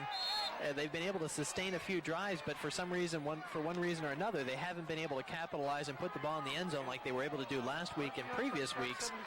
And it's really important that they're going to have to try and march down the field, get their confidence back to try and stop this Jersey Shore momentum. There's the biggest word, I think, confidence, because Jersey Shore now has it. Number 41 on that carry is Scott Kiefer. It is a gain of 6, make it 2nd down and 4. Scott Kiefer's a back we've seen quite a bit of tonight. 10 rushes for 58 yards. They've been able to utilize him quite a bit. Didn't see a whole lot of him last week in that Warrior Run football game, but he's having a good, solid night tonight. He picked up a few tough yards last week that were really crucial. If you think about that game, he was an important part of it because of plays just like that one. Exactly. They did use him quite a bit, but really Jeremy Merrill had the bulk of the carries last week. But yeah, he definitely did get some big yards when they needed him most last night. But he's really, and perhaps because of his performance last week, he's getting a few more carries tonight. 1st and 10, Danville. They're now on the Jersey Shore side of the 50 at the 46. We should go to the backside one. We should swap play side with the east end zone. Matt Gray, entrance at the east end zone. We have a power I backfield now for the Ironmen. One wide receiver out, and there's Jeremy Merrill. Jeremy Merrill on the carry. Number 34 on the tackle is Clint Straub. And another Danville 1st down. 1st and 10 Danville at the 34. And the thing I really love about Jeremy Merrill is he's not only a powerful back, but you can just see those legs just continue to move. And even when he's wrapped up, he's just constantly trying to wiggle free of some of these tackles. And you can't bring him down with your arms. And Jersey Shore right now doing a good job when they do wrap him up of just hanging on for dear life. Again, Merrill with the carry. He's following his blocks just precisely. The back's doing a good job blocking for him. He's following them up. Again, Clint Straub, number 34 on the tackle. 1st and 10 Danville, and they're just knocking off 10, 12 yards a clip. And Merrill isn't even being really touched until he's about 7, 8 yards down the field already, which just means that big offensive line out there is doing their job, and that's where the experience comes into play, and they're pushing him off the ball, and he's making things happen in the open field, and this is an important drive for Danville. Jeremy Merrill taking a little break now. Cheyenne Dewald, number 32, in the game for him. As number 41, Scott Kiefer, takes over the tailback position, and he has the football doing the same thing. The very same play. Drive those two big backs up in front, run a back behind them, and it's just working to perfection now for the Danville Ironmen. Gain Gain of 9. It's 2nd down 1, and there is a timeout for Jersey Shore as they try to collect their wits. And one of the nice things about what they're doing is rotating Scott Kiefer and Jeremy Merrill. You're really keeping the legs a little bit more fresh by utilizing both of them, and they're really just taking it off at 9, 10, 15-yard chunks at a time. It's 2nd down 1. The ball is on the Jersey Shore 10-yard line. The Danville Ironmen again knocking on the door, but they've done that virtually the whole night. They have not been stopped by the Jersey Shore Bulldogs. It's been their own mistakes that have stopped them. Yeah, they definitely have made quite a few in the way of mistakes. That big interception return for a touchdown, and in the first half it was really the opposite because Danville really actually in a way kept themselves in the game by getting a key interception, setting themselves up with good field position, doing some of those intangible things that, setting themselves up on defense. And the second half, a little bit of a reverse here as Jersey Shore is able to capitalize on some big plays, but right now Danville really moving the ball effectively. 2nd down 1. Butch Badisky in there at the fullback position. Scott Kiefer, number 41, has the football. He's following the blocks, and he's got the first down. 1st and goal now from the Jersey Shore 5-yard line. We have 5 minutes, 25 seconds remaining, 3rd period.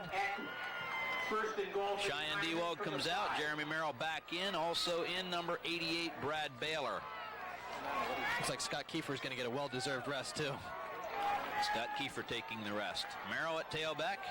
Number 14, Badisky, is the fullback. Merrill following Badisky. Merrill keep churning. Touchdown, Danville. A 5-yard touchdown run by Jeremy Merrill. And it looks as if the Danville Ironmen are going for the 2-point conversion. They're trying for the lead. They're behind by 1. They want the lead and not the tie. 20-19 our score. After that 5-yard touchdown run by Jeremy Merrill, number 28 for the Danville Ironmen. I think Coach DeFrancisco's sees an advantage here as his team's really starting to move the ball. Why break the momentum? You might as well put him out there. It's almost as high a percentage to get the 2, and it really displays a confidence in the offense. Merrill on the carry, and he is knocked to the ground. The extra point attempt is no good. Number 40 on that tackle is Wally Spots. The score remains the Jersey Shore Bulldogs 20, the Danville Ironmen 19. We have 5 minutes, 6 seconds remaining in the 3rd period, and we'll be right back after this.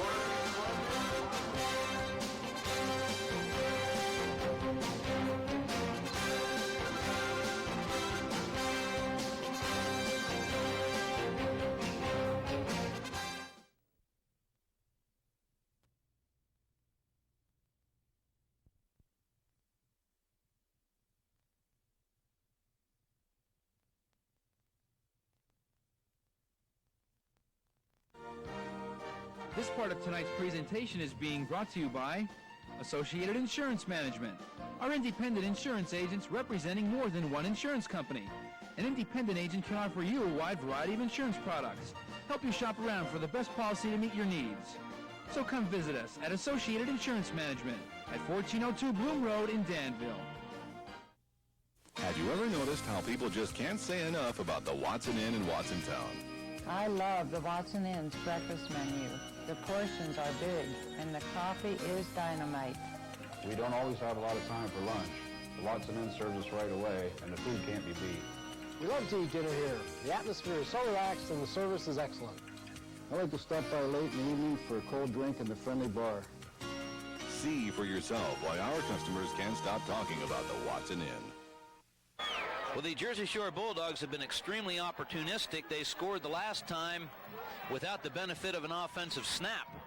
It was an interception by number 71. That's right, a lineman, Jim McCracken, 85 yards for the touchdown. The extra point was good, and that's the difference in this game at this moment, 20-19, as Danville very methodically marched down the field 10, 15 yards a clip, knocking off yardage and taking their possession very seriously. They scored, and they have missed their try for a 2-point conversion. Number 38 on that tackle. I'm telling you, you could see him from a mile away. Mark McVeigh would absolutely not be denied. He rushed in there and tackled number 30, Adam Morden. And it's 1st and 10 now for the Jersey Shore Bulldogs. The ball is on the Jersey Shore 26-yard line. Boy, and McVay really showed his senior experience and leadership there as he was able to slice through the special teams of Jersey Shore. And once you meet someone in the open field like that, you want nothing more as a special teams player than just to go ahead and hit him hard, and he really buried him to the ground all by himself. Jersey Shore now with split backs in the backfield. Joe Farrar, the quarterback, number 7, is back to pass. A long pass is away, and it is almost intercepted, knocked down by number 2, Mark Colencico. Pass incomplete. And it's going to be really important here for Jersey Shore to try and use some of that clock. You mentioned earlier the interception return, which as big a play as it was, no doubt made that defense a little bit winded and tired. We saw how Danville just rolled over them, and the Jersey Shore defense is working so hard, they could really use a good 4 or 5 minute break here if Jersey Shore's offense could control the clock and sustain a drive here with several first downs. That last pass to Adam Morden has fallen incomplete. Number 49 on that carry is Adam Buttinger.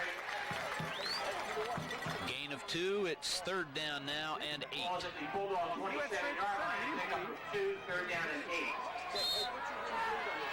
Well, Jersey Shore has them in a position where they don't really want to be, and that's 3rd down and long, where it's really almost an obvious passing situation. They may run the football here, but it's really something they're going to have to look to the air, and I think they really want to try and keep Danville guessing, and if Danville can sit back and wait on the pass, really makes life pretty tough for their quarterback. Joe Farrar is doing exactly that. He's back to pass. Good blocking, but the blocking has broken down. Number 52 on that tackle for Danville is Jeremy Patterson, and Farrar goes to the turf. That's exactly what happens when you get the offense back in an obvious passing situation. You can kind of bear down a little bit on that defensive line and just gung-ho go right after the quarterback, not really sitting back waiting for the run. And that's exactly what Danville is able to do, plowing right over that Jersey Shore offensive line and getting in there for the sack. What we needed done was the same thing that you talked about before, a high percentage pass, a 3-step drop. Farrar was not able to take the 3-step drop and get the ball away, and he paid the price for it. It's 4th down.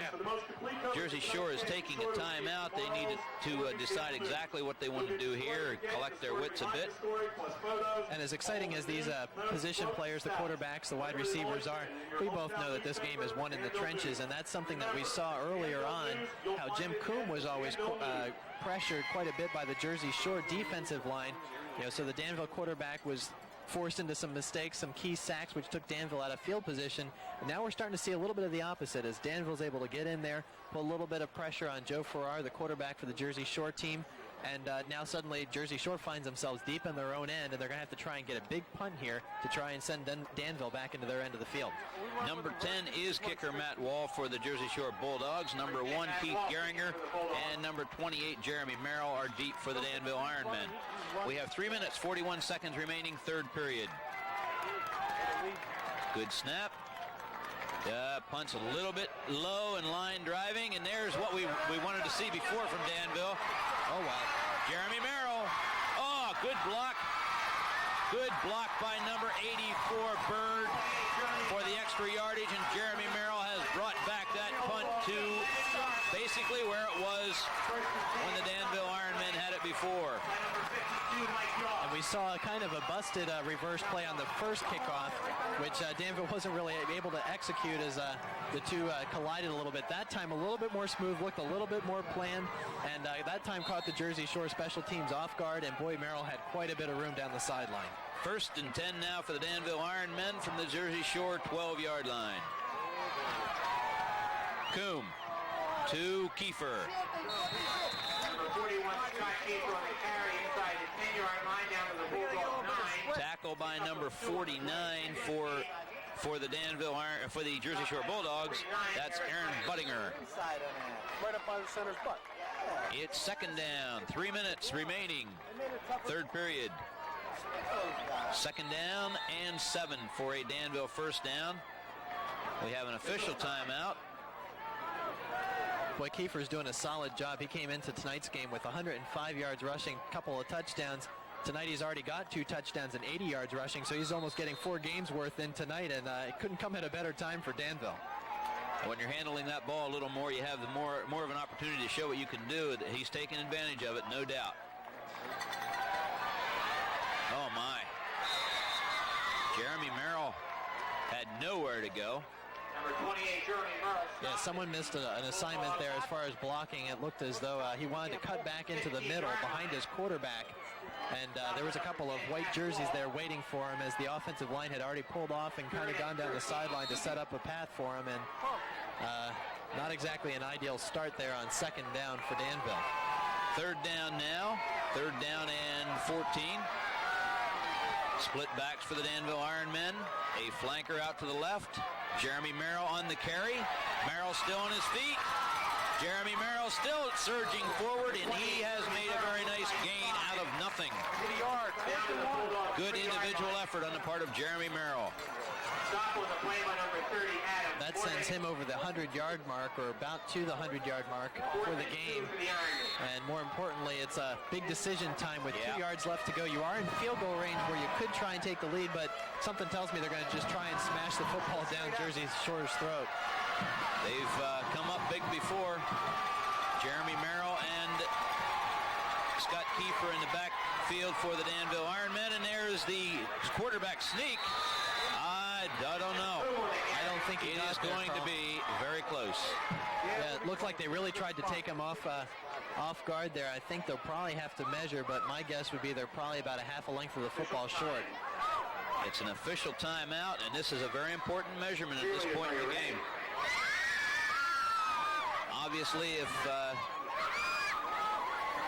if quarterback Jim Coombe did not make the first down, the Jersey Shore Bulldogs have held, and they will take over the football, albeit deep in their own territory, but still they'll have possession, and they've done it. Yeah. Good defensive play on the part of the Jersey Shore Bulldogs, and the offensive unit comes out to try to move the ball up the field. That was just good, solid defense there. Danville was really hoping to catch him off guard and to just try and slip the quarterback through, while the defenders really went beyond him going for the backs. But really didn't fool anybody there. They got it close, but as you saw from the measurement, about a foot length of the football short. You just wonder, Don, how many times Danville can knock at the door and not get in. How many times they can do that and still win this game. They're behind by 1, 20-19, and Jersey Shore is fired up.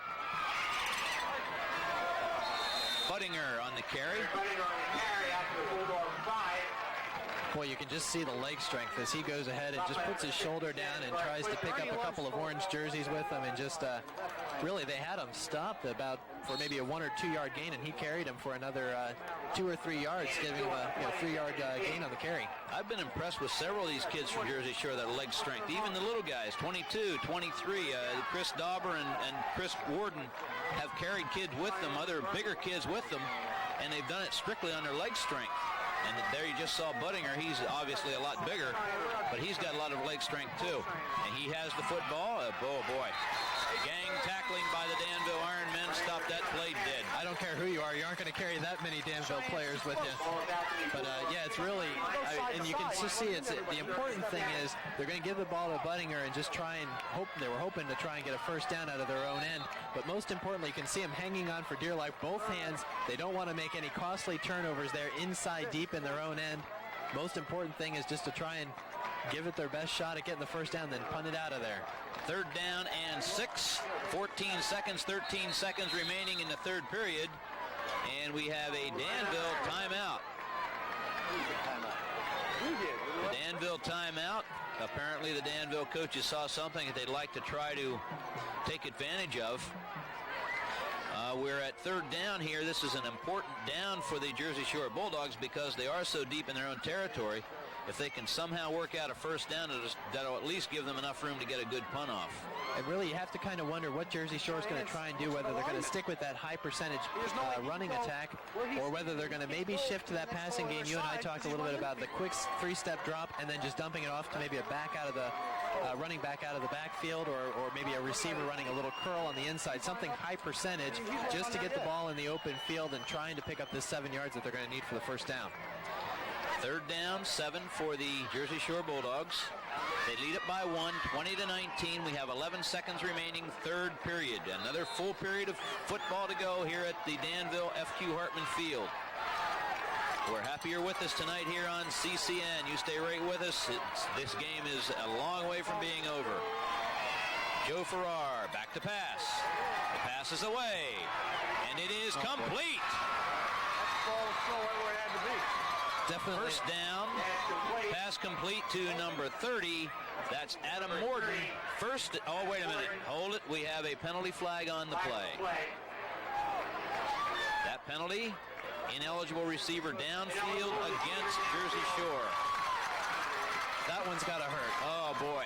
Although we want to go for this punt, right? Now, can you imagine what the coaches on the Jersey Shore sideline are talking about? Boy, they are going to look at the films on Monday or tomorrow probably, and they are really going to come down hard on somebody. Yeah, that was a really big play there, thinking that they had the first down, and it wasn't what I consider a high percentage pass, but at the same time the ball was thrown where only the Jersey Shore receiver could catch it. But to take it back like that, now they're going to be punting out of really deep in their own end from about the 4 yard line. Still have this third down play, though. Still have this third down play. No, it's fourth down. It's fourth.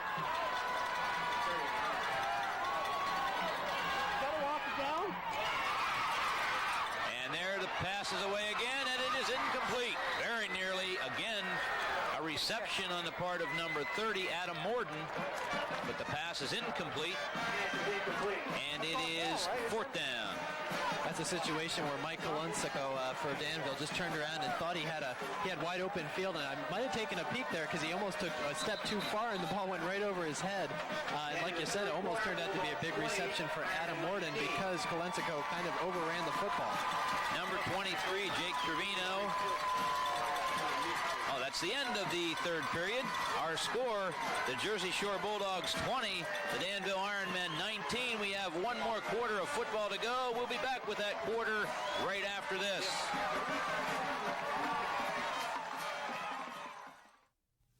Hi, I'm Mindy. Welcome to Lamprinos Route 45, Lewisburg. With this ultra-wide 55-inch TV and Dolby Pro Logic surround sound system, enjoy your favorite movies and sports like never before. With the new LCD video screen camcorder, capturing those great videos is easier than ever. Or keep track of 2 programs at once with this split-screen TV. You can experience this and a whole lot more when you visit Lamprinos Route 45, Lewisburg. At Hawkins Chevrolet Geo Oldsmobile in Danville, we deliver complete customer satisfaction with every car. Chevy S10 Blazers, full-size extended cab trucks, Luminas, Cavaliers, we have them all. Geo Prisms, Geo Trackers, Oldsmobile, from the affordable Sierra to the luxurious Aurora. We have them all, plus a nice selection of used vehicles at Hawkins Chevrolet Geo Oldsmobile in Danville, where friend meets friend. At Hawkins Chevrolet Oldsmobile Geo, we deliver complete customer satisfaction with each and every car. Wagner's Trophies in Bloomsburg can fill all your trophy needs. From silk screening to embroidery, Wagner's has you covered. Wagner's has awards and trophies for all occasions. And when you're there, ask about free engraving. And don't forget about Wagner's large selection of college and pro licensed apparel and novelty items. Wagner's Trophies, 138 East Main Street, Bloomsburg, 784-6025. The Jersey Shore Bulldogs are leading this game by 1 point, but they're in a very tenuous situation. They're deep in their own territory. It's fourth down. They must punt the ball away. The Danville Ironmen have some decisions to make. Should they peel back and try for the big return? Should they go for the block of the punt?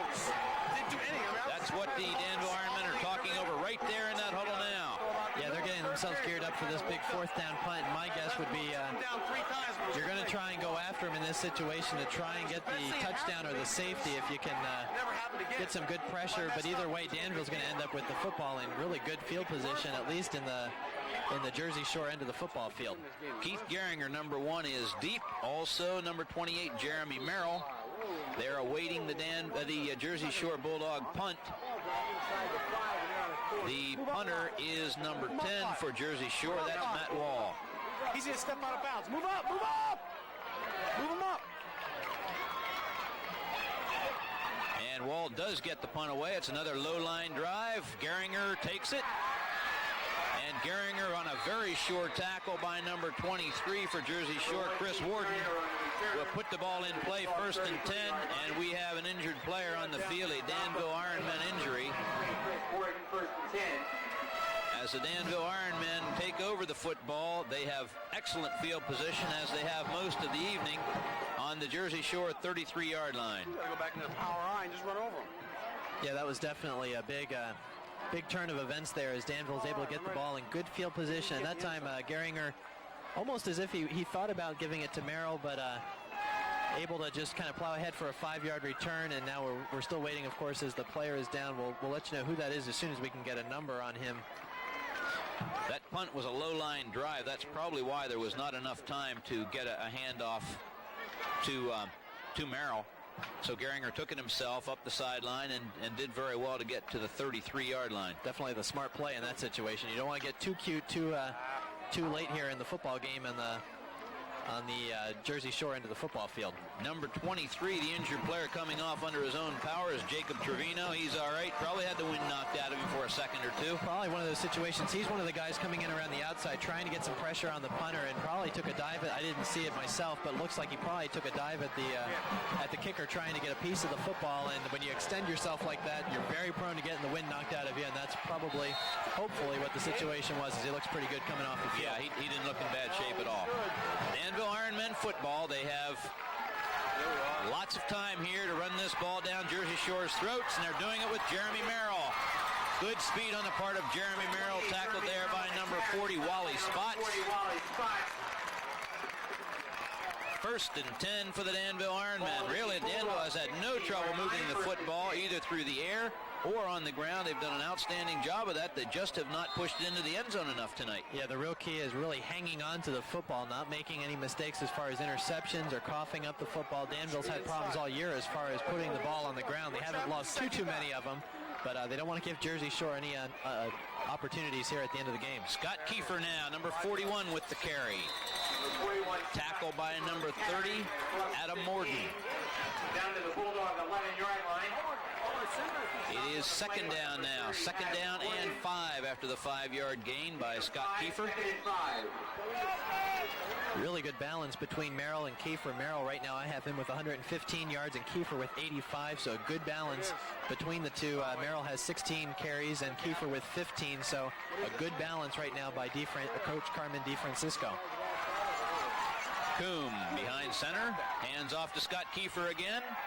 Kiefer carrying number 10, Matt Wall with him. The ball is inside the Jersey Shore 10. Let's call it the 8-yard line.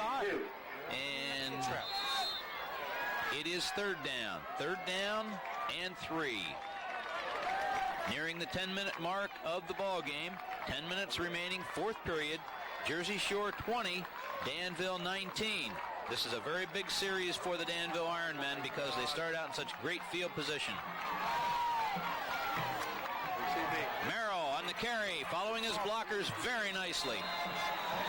Boy, he is a master at that. Boy, and that was a big hole that they opened. That was an easy one to pick out, but you're right. He does an excellent job of finding the open territory and heading straight for it with his shoulders down, squared up, and ready to meet any defenders that might touch him. And he's got them in excellent field position here, right about the 1-yard line.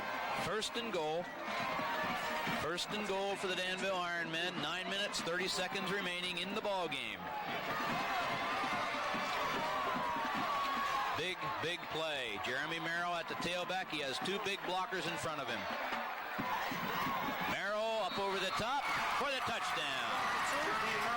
Touchdown, Jeremy Merrill, the 1-yard plunge, and the Ironmen lead it for the first time since this score was 7-6.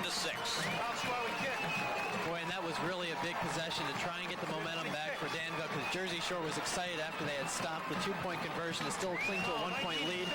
Now Danville back on top. The momentum's starting to swing, and 2 big touchdowns for Merrill, 2 big touchdowns for Kiefer. They're really running the ball very well right now. Danville coaching staff trying for the timeout, but their players cannot hear it.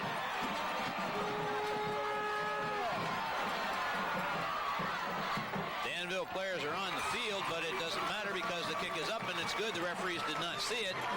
The extra point is good. The Danville Ironmen 25, the Jersey Shore Bulldogs 20.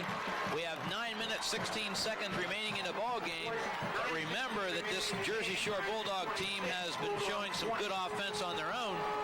And they're only 5 points behind. They score a touchdown, they lead it again. Oh, yeah, that's exactly right. And I think that's probably what the timeout was about as far as the coaching staff for Danville trying to get their players' attention, because in a situation like that, they probably wanted to go for 2. It's important that they're leading by 6 right now, but I think had they gotten the 2-point conversion, they could have had a 7-point lead, putting a little bit more pressure on Jersey Shore, not only to score a touchdown, but to get an extra point to even up the ball game.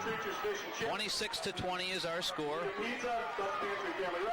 Number 12, Jim Coombe, will kick off. Going deep for Jersey Shore is number 15, Ron Newberry. Yeah, it would be nice if you got a hole. And number 30, Adam Morden. Coombs' kick is taken by Newberry.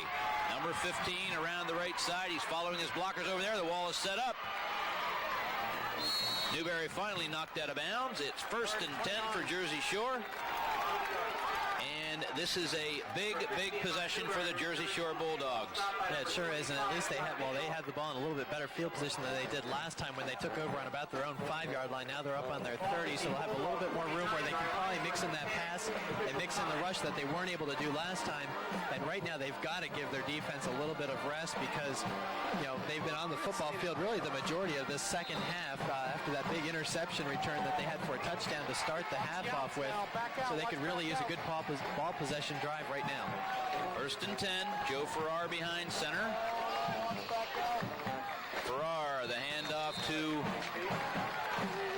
one of his smaller backs. That's number 23. Number 23 on that carry is Chris Warden. We've had some great camera shots tonight, and we'd certainly like to thank our camera people, Danae Gangawar and Cherub Bickert, along with director Scott McVicker, for doing an outstanding job at bringing this game to you. Definitely a lot of behind-the-scenes action that you get when you put together a production like this. They make us look good, no question about it. Joe Farrar again with the option play. Very opportunistic on that, because he did not have a very good opportunity to snap that ball out there. He did to Wally Spots. Boy, and that was a really good open field tackle there, and you saw Mike Colensico, number 2, come into the picture to try and help finish off, because it was tough, because had the running back been able to break that first tackle, he had a lot of space ahead of him. But Mike Colensico, good job of stepping up and helping to finish off that tackle. It's 3rd down now for Jersey Shore, 3rd down and 7. They're just over their own 30-yard line. Wide receivers to the left side, tight end right, split backs in the backfield. Joe Farrar has the football, and the Danville Ironmen defense around the left defensive side, led by number 84, Brad Bird, for the sack. Big, big defensive play at this point in this football game. Oh, you bet it is, and you can see now the Danville players on the sideline starting to get a little bit more excited. I think they're starting to sense the fact that the momentum switched. They're getting excited. They're starting to realize that this is a team they should be able to beat. They should be able to really control the game, and they're tasting that 5-0 record now, I think. Keith Geringer, number 1, along with Jeremy Merrill, number 28, are deep to take this punt. The punt is away. A good punt. Good punt. Not a low-line drive one like the others have been. And Keith Geringer behind a wall. Geringer following his blockers. Knocked down finally by number 40 for Jersey Shore. That's Wally Spots. That was a game-saving tackle right there. Nice return by number 1, Keith Geringer. Obviously quite a bobble there on the actual catch, but as soon as he's able to get the ball, sometimes that's when the biggest returns are pulled off, because the kicking team is already so far down the field, and you saw Merrill come over and get a big block to start it off. Then a couple other special teams players were able to follow in, set up that wall that you talked about, and Geringer did a nice job of following it right around the right sideline. Geringer just followed the wall of blockers, did an outstanding job doing that. It's 1st and 10 for Danville. Timeout. I think we have too many players on the field. Let me see. 4, 5, 6, 7, 8, 9, 10, 11. I don't think that's the problem. I think they just want to make sure they're all on the same playbook, page in the playbook. Some Somebody didn't get the play correctly, and Danville has taken the timeout. 6 minutes, 44 seconds remain in this ball game, and it would appear that the big, strong Danville Ironmen line is finally beginning to wear down this game, and just very excited Jersey Shore Bulldog team. Man, you got to give them credit, too, because they really came in tonight, and they've played an exceptional game, and I think really the majority, while they've been oversized and outmatched in terms of experience, I think a lot of it's just come from pride and respect, and they just didn't want to roll in here and play dead to Danville, because they got really trampled by Montoursville last week, 40-12, and they just wanted to come in tonight, earn a little bit of respect, and come away with a W. Just getting in here and playing with pride, and they've done a good job of that. But Danville now is just starting, like you said, to start to overpower them and control the line of scrimmage. Well, Jersey Shore certainly does not look like a team that is 1-3. They've just played some outstanding football, have not given up. And here comes Jeremy Merrill. Nice cutting, good footwork. Merrill breaks loose. That's good running. That's just a solid play there by Merrill. I tell you, he knows what to do when he gets wrapped up. He has that spin move that he always does, and somehow he's just able to run right out of those tackles, and that was a great example of it, and it was a really big play for Danville. He shifts gears, he jukes, he jives, and he's got the first down. First and goal from the 5. Danville Ironmen football, 6 minutes, 25 seconds remaining in the game. Danville up by 6, 26-20. This will be another coffin nail in the Jersey Shore Bulldogs. Jeremy Merrill, touchdown. Just as easy as that. Yeah, great job there of blocking by that big offensive line, and now 20 carries for Merrill. He has 150 yards to doing an exceptional job with 3 touchdowns, and you can see him. He looks like he's worn out. I tell you, he's been playing hard on both sides of the ball. He says, "What, Coach? I can't go out and take a breather on the sideline. I'm tired. I need a little break here." He's even in there on those extra points. You got to like that. Now here he comes. Here he comes. He's replaced by number 25, John Mitchell. First thing he does is grab some water as soon as he can, as soon as he gets to the sideline. I don't blame him. He's worked hard. Danville will go for 2. Mitchell in motion. Coombe with the football, and Coombe is not able to go in.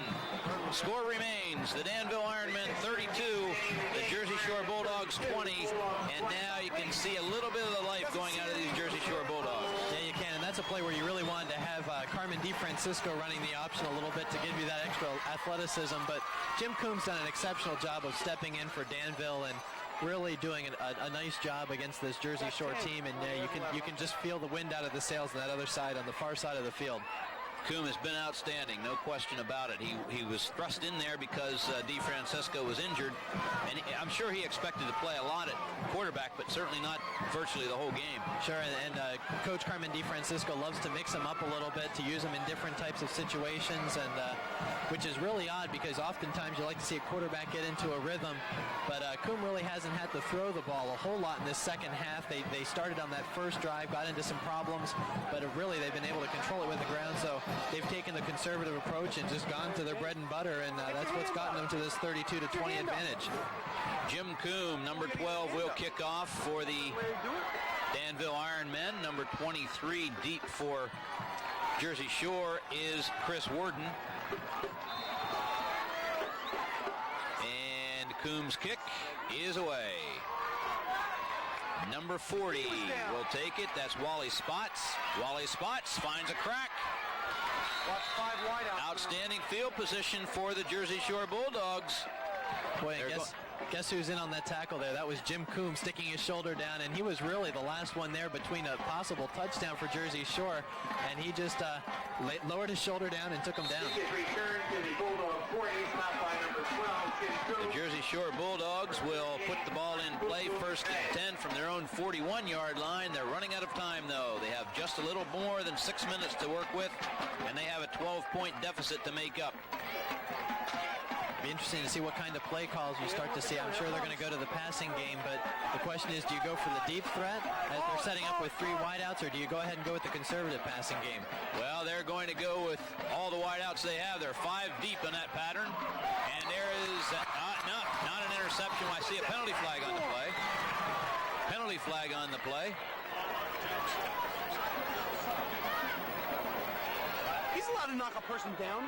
That was Jim Coombe that almost had that interception. To see what the referees say as far as the penalty flag. It's a pass interference, automatic first down. Pass interference right from here, automatic. Ironmen. And it's an automatic first down, as you just heard the referee say. Don't get a rush on. Well, I tell you, I'm sure Carmen DeFrancesco is having some real deep thoughts about what's going on here.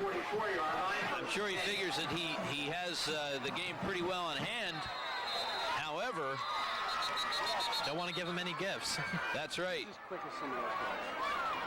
And Jersey Shore's going to have to be careful, as you saw with the number of wideouts they sent out that last time. Quarterback Joe Farrar isn't going to get a lot of time because Danville's really coming after him, and they had the heat on him that time, and Jersey Shore really made out pretty well because what could have been a potential interception turned into being pass interference and a pickup of 15 on the penalty, so they're in a lot better situation than they could have been. Do we have another one left? The expression is, it's never over till it's over. We still have 5 minutes and 57 seconds, and the Jersey Shore Bulldogs have shown twice that they have the weapons to really come after you in a very short amount of time. They had 2 long runs for touchdowns, one after a pass, one after an interception. So those are the kinds of things that go through a coach's mind. He has this game, the Danville Ironmen have this game in hand, but anything can happen, and there are 5 wideouts here again for the Jersey Shore Bulldogs. Joe Farrar back to pass. The pass is away. Oh, what a catch! A one-handed stab by number 30 for the Jersey Shore Bulldogs. That's Adam Morden. These kids are small, but boy, are they game. I tell you, that was a heck of a catch. It couldn't have come at a bigger time because that was overthrown and could have been an interception, but this is a great job of the one-handed catch, and I tell you, he looked pretty good on that play. We have seen a couple of just extraordinary catches here tonight by these Jersey Shore Bulldogs. They again have 5 wideouts, just 4 people to protect quarterback Joe Farrar, and again, number 30 on the reception is Adam Morden. Now, Danville's gone into some kind of a prevent defense here while still pushing the lineman up the field, and you can see Farrar that time went into the shotgun, pulled himself off the line to give himself just a couple of seconds to try and recognize the open man, and that time able to hit him. The shotgun formation once again. Farrar this time is going to be sacked. Number 44 on that sack for Danville is Josh Hawkins. Yeah, I think they're going to have to try and pull in one of these wideouts and line up with a tight end or something to try and help pick up on that pass rush, because Danville's just running over that Jersey Shore line, and you can only get rid of the ball so fast, and having 5 wideouts, I'm not sure if Jersey Shore is really getting the effect that they want to have. 3rd down now and 14. The Jersey Shore Bulldogs go to that spread formation. 5 wideouts. Coach Farrar, number 7. The one back in the backfield, and here come the Ironmen again. The pass is away, and it is intercepted. Here's Jim Coombe. Wait a minute. Was it an interception, or did the ball hit the ground? The referees don't know. Looks like they're going to give it to him. First down, Danville. First down for the Danville Ironmen. The referees decided that was indeed a catch. Well, I tell you, Jim Coombe made up for that interception that he threw early on in the 3rd period, which put his team behind, and that time able to gather the ball in and pick one up on defense. This now should give the Ironmen a chance to knock some of that clock away. 4 minutes, 30 seconds remaining. They lead it by 12, 32-20. It's 1st and 10, Danville from their own 13-yard line. Well, I tell you, we've had a couple of surprises tonight. Not only have we had a great weather, or night weather-wise, we've also had a great football game. Number 41 on the carry is Scott Kiefer. So you couldn't ask for a better night for football, huh? Oh, it's a beautiful night.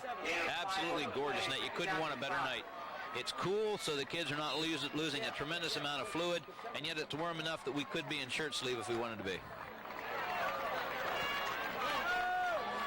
Yeah, 2nd down now. These Danville fans have really packed it out tonight, and they seem to be enjoying it as they're watching their team slowly plot away to starting off the season 5-0.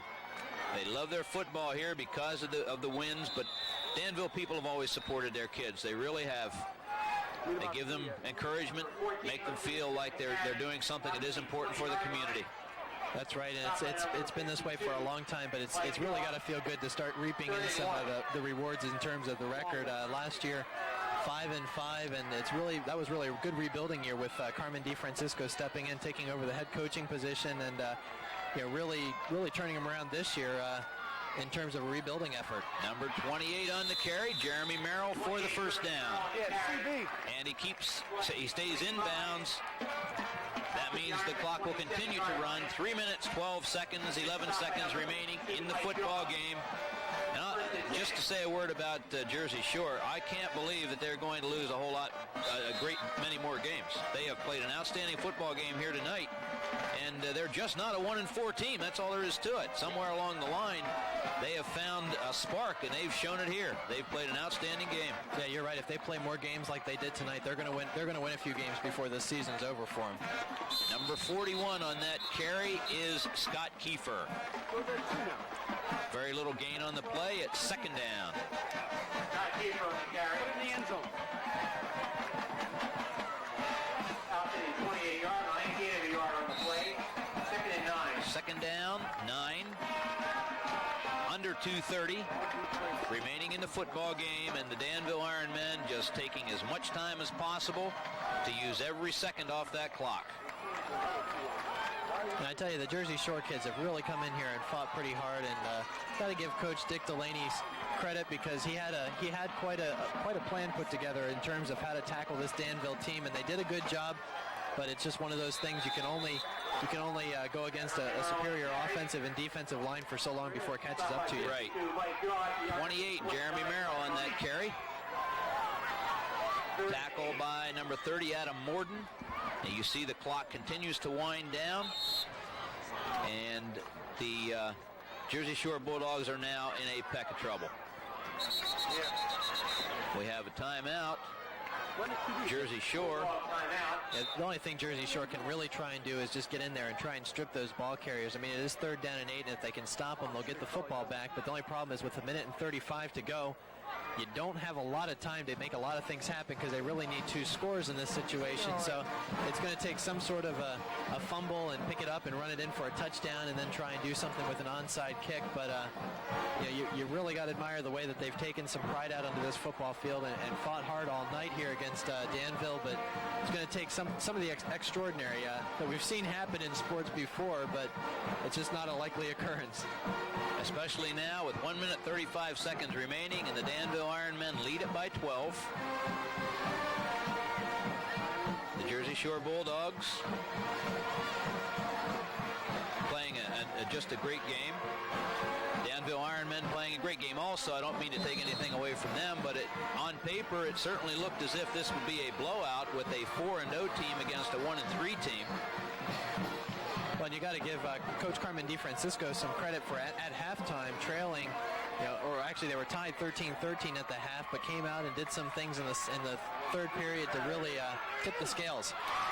That pass complete to Jeremy Merrill. That'll do it. Merrill is gone. Oh, there's a clip. There's a clip. I don't think there's any question about it. Number 8, Mike Wetzel, threw himself at the feet of the Jersey Shore would-be tackler, and he clipped him. I don't think there's any question about that. Nope, that was a pretty blatant one. You're not going to get away with that type of thing, and it's a shame because Merrill was going to outrun anybody to the goal line. I was just getting ready to say good night, game over, drive home safely, because this one was all but in the books with that type of a play from Merrill. But yep, you're going to get called for the clip. No, they're going to call a hold. Now it's a hold. They're calling a hold. Referee's calling a hold. That will certainly take away the touchdown, and it will bring the ball back from the point of the foul. On orange. We're going from there.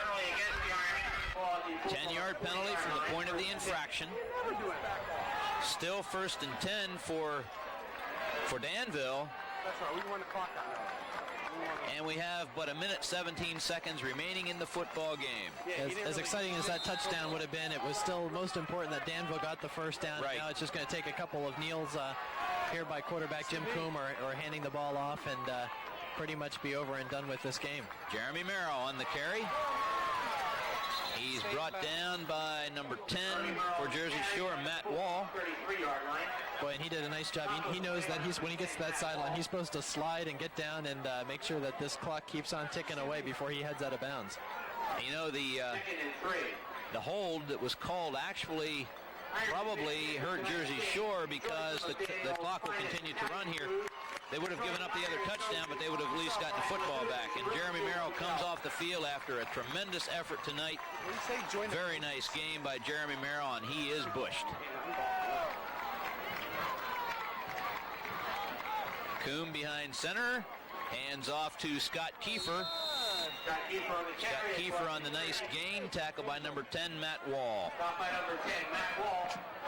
First and 10, the Danville Ironmen, and that is just about it. We have 16 seconds remaining in the football game. Looks like we have a timeout from Jersey Shore, which is... Now, I doubt if they have any more left. They took a lot of them there during the course of the game. Now, that's going to be the ball game. That should pretty much put it in the books.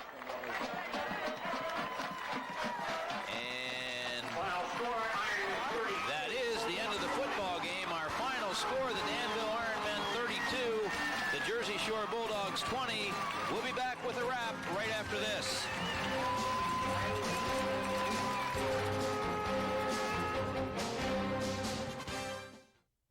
This part of tonight's presentation is being brought to you by Fetters Jewelers.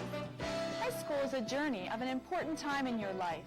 Remember those years with an art-carved class ring with a lifetime guarantee from Fetters Jewelers, 65 South Front Street in Milton. CCN CATV8, your community cable network, has been selected to receive the highest standard award in Pennsylvania. For the second year in a row, CCN has received the Joseph P. Conley Memorial Award for excellence in community service. By providing outstanding service to the Danville, Watsontown, Milton, and Lewisburg areas, CCN, your community cable network, is proud to be part of your community and continues to bring you the best local coverage of community events and high school sports in the Susquehanna Valley. And this is the scene after this exciting football game. 32-20 our score, but I'll tell you the Jersey Shore Bulldogs played one whale of a football game. The Danville Ironmen coming into this game at 4-0. They go out 5-0, but it was a tremendous battle. They had more on their hands than they ever expected, I'm sure. The Jersey Shore Bulldogs played just courageous football, did a great job up and down the field.